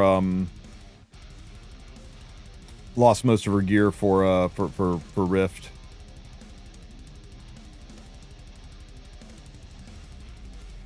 Okay, let's take a look at the pieces we just made. That's the other thing too, guys. If you're going into craft, like actually just raw craft out of hunts, and you go in, you make a whole bunch of these, and you hit craft like this, don't waste time. Don't waste time checking and unchecking and locking and unlocking. Just click craft again. Just spam them all out there, craft again. Just keep going. Don't even look. No reason to look. Everybody's like, lock stuff. Until you get this inventory is full message, once you get that, then you go over to your inventory. You hit arrange. You hit simple selection. It highlights all of the bullshit. Oh, you know what's something I'll have to mention in the guide too, is simple selection. Simple selection, although it looks for speed subs, it doesn't look for speed main. So let's check your speed main boots first. Make sure it doesn't get rid of any speed main boots you want to keep. So let's see if we want to roll any of these first. Then we'll go wild on the other stuff. So it's speed. So I am going to roll it, but I'm really looking for this to be like all into health effectiveness or maybe all into attack. Ideally, I'd like it to dodge attack, but let's just give it 2 and see how it does. 8 and a 7 into health. You've got my attention, game. Let's go another. That's okay. Flat defense is not a bad stat. It's not ideal. It's not health or oh, okay. You know what? This poor, sad little 20 speed or 20 gear score piece of garbage that a lot of you were thinking, why are you rolling this? It's so low gear scored. Look how beautiful these boots turned out. It's only 87 gear score, but it's 32 health with 115 flat defense. And it's got some effect resistance to boot. I can change this attack to 9% defense, taking me up to 88 gear score. Any Knight or Soul Weaver would love these. Any Knight or Soul Weaver would love these. Really good boots. Total bangers. Let's see what we got over here. Speed main boots kind of get an exception when they're red. They kind of get an exception to the gear score because things like that can happen. So here we've got flat attack, flat health, effect resistance, crit damage. These are kind of all over the place. These boots don't really know what they want to be. So I'm only going to go 1 in here and see what happens. If it hits flat health, I'm dipping out. Really high crit damage. So I'm going to take it up 1 more notch because it was a really high roll. We're now looking for crit damage and attack. Really high attack. I think 45 is maximum. So they've earned 1 more roll. We've just got to dodge the bullshit stats. Okay, I'm feeling almost like we're kind of out now because I wanted to change one of these things to % attack and use this on a unit that doesn't care about crit chance, right? Somebody that automatically crits, or I can get crit chance in other places. I'm okay with forgiving 1, but the effect resistance on a DPS speed piece doesn't feel so good. This is the point where I can maybe dip out because it was flat and this wasn't a super high roll, so I'm going to stop here. Some of you might be starved enough for speed boots where you go ahead and give it another shot, because remember, this is going to cost 187,000 gold and use 13 gems. That's a pretty big commitment to take it up a notch, so I'm going to pass on this one. This one right here has got low defense, effectiveness, health, and attack. Ain't none of these stats want to go together. The defense is low. Flat HP is one of the worst flats in the game. Effectiveness isn't a stat you typically care on outside of PvE, and flat attack has nothing to do with any of these stats. These go together like pizza and eggnog, right? Like orange juice and toothpaste. So we're just going to not even try on these. These boots, higher gear score. Defense and crit chance with flat defense. We changed the attack to crit damage, and these are potentially good on a speed-based defense scaler like, I don't know, Designer Lilibet maybe, right? There's some potential for these, but so I'm just going to nudge them up and see what happens. I'm going to nudge them by 1. Rolled into the stat that I wanted the least. The chances of us not hitting this stat again are pretty fucking low, so I'm going to be done. Sure, I could quad roll defense after this and they'd be usable, but I'm going to be done now because when it starts out hitting the landmine stat, the one stat that you're thinking you're going to change down the road, because if it hit it twice, changing it is ugly. I'm just out. I'm out. We're over that. These pieces here are horrible. The only thing that's got my attention is defense, HP, and health. If it rolls super high, it might be worth it. I roll some 8s in here and suddenly we're back in action. So it's not only going to hit the right stats, but it's got to hit high. So I'm only going to give it 1 because we need to see a high roll. And it's a high roll, but it's into the landmine stat. Get the hell off my account, boots. So out of those 5 boots we made, we got 1 pretty good keeper and 4 pieces of garbage. But we stopped early enough where it didn't cost us a ton. Because realize this difference, right? Taking these to +3 costs 17,000 gold. And takes like just a handful of powder. Nothing.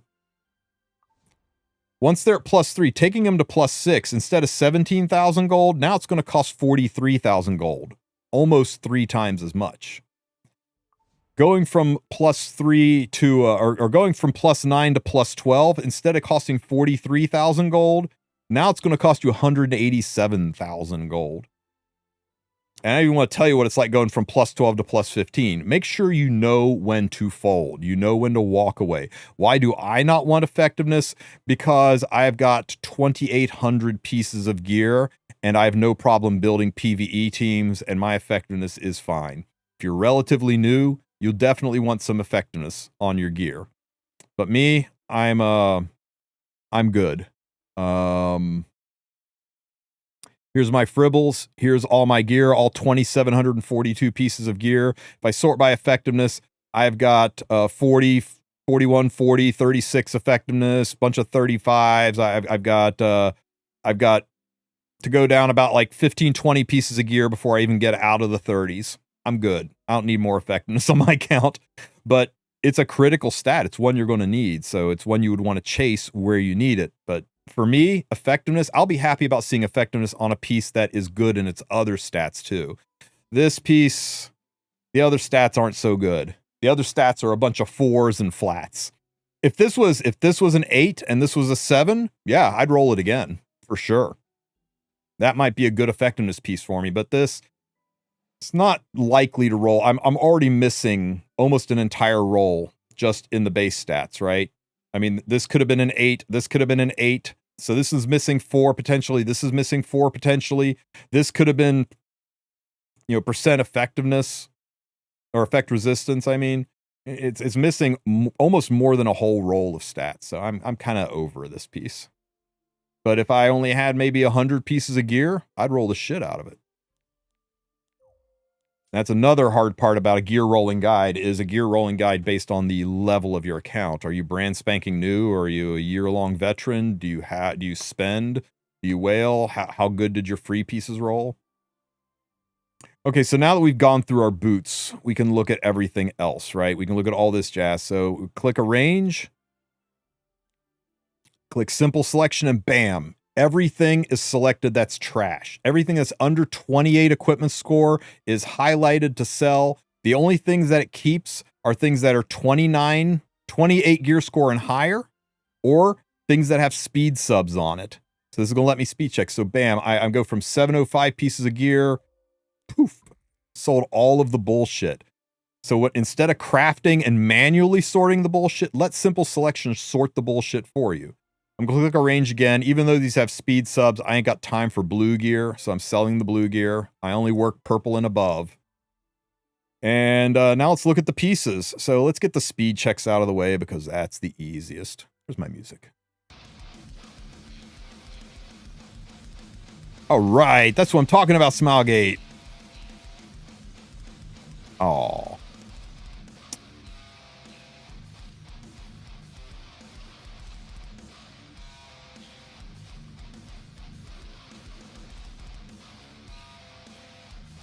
What are your thoughts if Smilegate gives a guaranteed epic drop on every hunt the first hunt run run per day? I think that'd be cool. It'd give us a reason to farm hunts while Rift is up.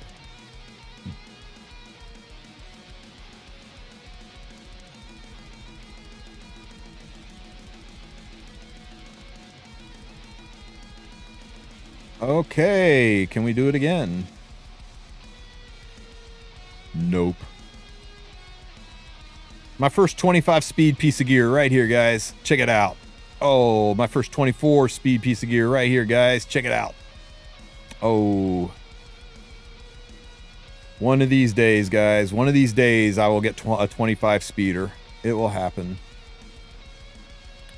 Okay, so that's it. So I'm just going to arrange and get rid of all the trash. Okay, so this was a 29 piece, so it kept it. It's crit set piece, but it does have crit chance, crit damage. Could be decent for an HP scaler and some effectiveness. We're staring down the barrel of what's potentially a pretty good PvE piece here. So we'll go ahead and nudge it up just a little bit. I'm going to take it to +6. I'm going to give it 2 chances because it's red.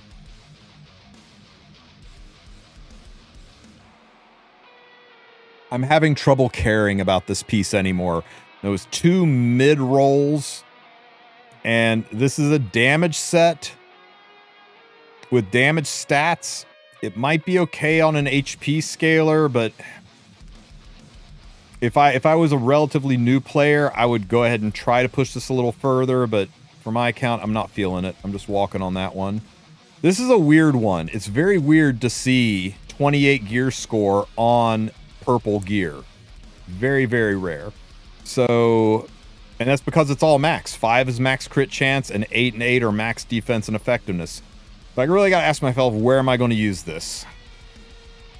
This is for a support hero. This is for a mitigation. You know, this is for like a debuffer. This is for a knight or soul weaver. This is for a DPS unit. Even though the scores are really, really high, it doesn't really appear to have a home. Now, it is on a hit set. Because it's effectiveness on a hit set, it kind of has my attention a little bit. I'm going to just give it 1. If it doesn't hit effectiveness, I'm going to walk like I'm speed checking. I'm out of here. Okay, another purple piece at 28. That's wild. So, similar situation. It's speed with no speed sub. The hit set at least had effectiveness subs. The speed set doesn't have any speed sub. Because it's purple, because it's speed with no speed sub, because it's got effectiveness and ER, which already don't go so well together, combined with a DPS set, there's just nothing about this that I like, so I'm walking out on this one. And that's all we got. That's all that I got. So, yep. So, and then I can go craft more. I can go do more blue boxes. The important thing with this is just do it a little bit each day. Don't sit down and have marathon 5-hour-long gear crafting. You'll burn yourself out. You'll start to tilt at the fact that you only roll 2 speeds. You'll throw your phone when that quad speed roll hits flat HP on the last roll. Don't put yourself in that. It's like doing anything in this game, be it RTA, arena, gear speed checking, rolling gear. Just take it in little bursts. I usually do it a little bit each day on stream, and that way you don't piss yourself off. So another good chunk of advice is if you're in a guild, get into a Discord room, ping your guild and say, hey guys, I'm getting ready to do a big, gear crafting session. Anybody want to join the party?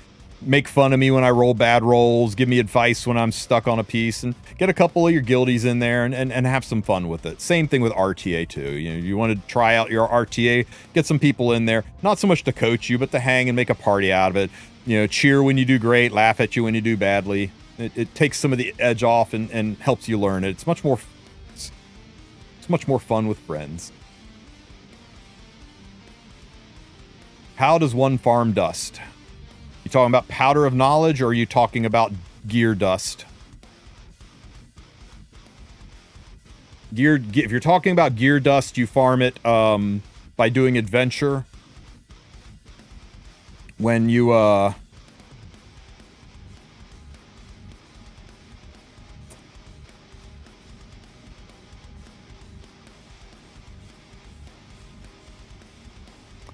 any of these stages that have the little emblems on them are farmable. These stages are not farmable. But the stages with the little emblems on them, the little catalysts on them, those are farmable. And when you farm them, they drop gear. Blammo. And the gear is automatically sold and converted into dust. See? That dropped a helmet, converted into helm dust. That dropped boots, got converted into boot dust. So you automatically get them from farming adventure. You also get them when you sell gear. So you do rift, you do hunts, you get gear you don't want. You craft a bunch of boots.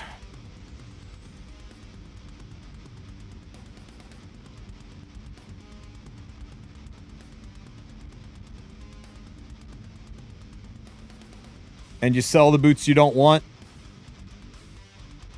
They get converted into powder. If you go farm Eulogy for a Saint,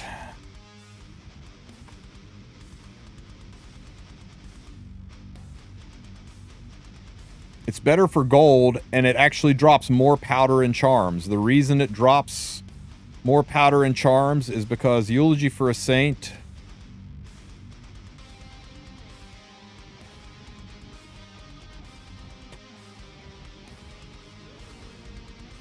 is a 1 fight, 2 fight, 3 fights, still going, 4 fights, 5 fights. Because there's 5 fights, that's 5 chances for gear to drop, 5 chances for stigma to drop, 5 chances for gold to drop. And that's why Eulogy for a Saint is better for gear, powder, and gold. But you'll notice no AP. You don't get any AP, and you don't get any of the special drops because the Goblin Treasure Room, where you can get those gold transmit stones, and the drops of those Proof of Courage that you can sell in your guild, those don't drop in side stories, so you don't get those from Eulogy. Also, it doesn't automatically sell the gear for you. So after you farmed a whole bunch, you have to go through the hassle of selling the gear, but you still get the gear powder from it. You just have to manually sell it. Stigma, yeah, any stage 7, 8, 9, 10, any of the cross sword stages on chapter 3 are the best. But don't neglect your episode story, because this is not only, not only does this drop catalysts, it also drops this AP, and you need AP. Catalysts are a huge roadblock. Don't let people talk you into Eulogy for a Saint is definitely where you should be farming. Every farm has its place, and Eulogy for a Saint is definitely best for gold and gear charms, but it is worst for AP because it doesn't drop any, and there's no chance to get those special drops, and you don't get the Proof of Courage. And once you join a guild, which you should do as soon as possible, once you're in a guild, one of the big things about the guild is donating these Proof of Courage. You will need to have a decent supply of them. These only drop in regular adventure. They don't drop in side stories. They don't drop in Eulogy. And you need those to get these. And why do you need these? Because you need these to buy these. All these artifacts, you see all these guides telling you to get and use. You need those. You need these armbands to buy that. Plus, there's other things in here you may want to use your armbands to buy too, like pulls. Like mod boxes. All kinds of stuff in here. So make sure you don't skimp on adventure. I almost never farm adventure, but every once in a while an AP event will jump up, and I'll farm a bunch of AP to get my AP stash back above 100k, so I never have to worry about catalysts again. So yeah, if you're curious about where to farm, search TristenWulf farm. Just literally go to Google and type in TristenWulf farm. Punch it into Google. First video that's going to jump up is 2025 best places to farm, and it explains everything. There's even handy dandy little charts. If you're looking for gold, farm this. If you're looking for gear, farm that. How does Eulogy for a Saint compare to episode 5? How does Hunt compare to Rift? It's all in here. So check out that video. It's probably one of the most important videos I've ever made. I think if somebody said I only ever want to watch one of your videos and nothing else, what one do I watch? That one. All right, guys. Does Robin one-turn Rift, or are you just down to one run? She clears it in one entry is what I mean. Nothing one-shots Rift. I mean, you kidding me? The thing's got like 400,000 health times 16 bars. That's like 3.5 million HP. Nothing's going to one-shot that. Sorry if I was a little misleading in the title on that. She does it in a single entry now with this comp as early as I think as early as RC 6 or 7 if you've got the gear.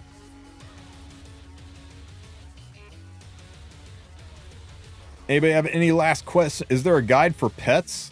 My friend.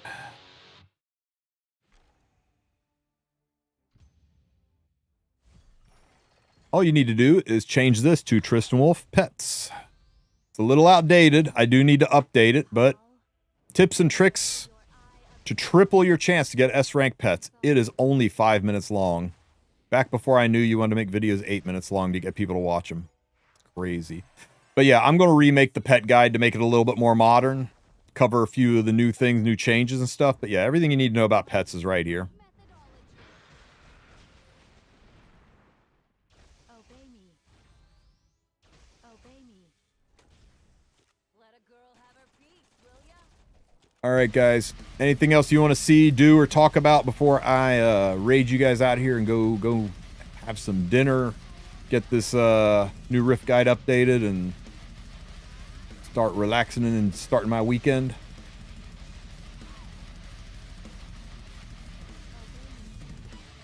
What's the fastest stage to farm AP if you don't care which catalyst drop? Episode 1, stage 1, because you can probably one-shot it. All stages drop 1 AP per stamina used. Episode 1 costs 8 stamina, you get 8 AP. Episode 5 costs 20 stamina, you get 20 AP. It's still a 1 stamina per AP ratio. So, but you know, farm the hardest stage that you can farm consistently and quickly, because the other drops are better. The gear is better, you'll get better powder. You know, things like the gold is better, the stigma is better. So always farm the highest stage you can farm in full clear. But as far as AP goes, it's a 1-to-1 ratio, and it's done that way on purpose so that you have access to AP at all levels of gameplay. You don't have to worry about, you know, I'm not late game gear, so I can't grind AP. They make that pretty consistent across the board. Finally can do entry cure. Yeah, making carrot a little bit faster and slowing down Hazel was key.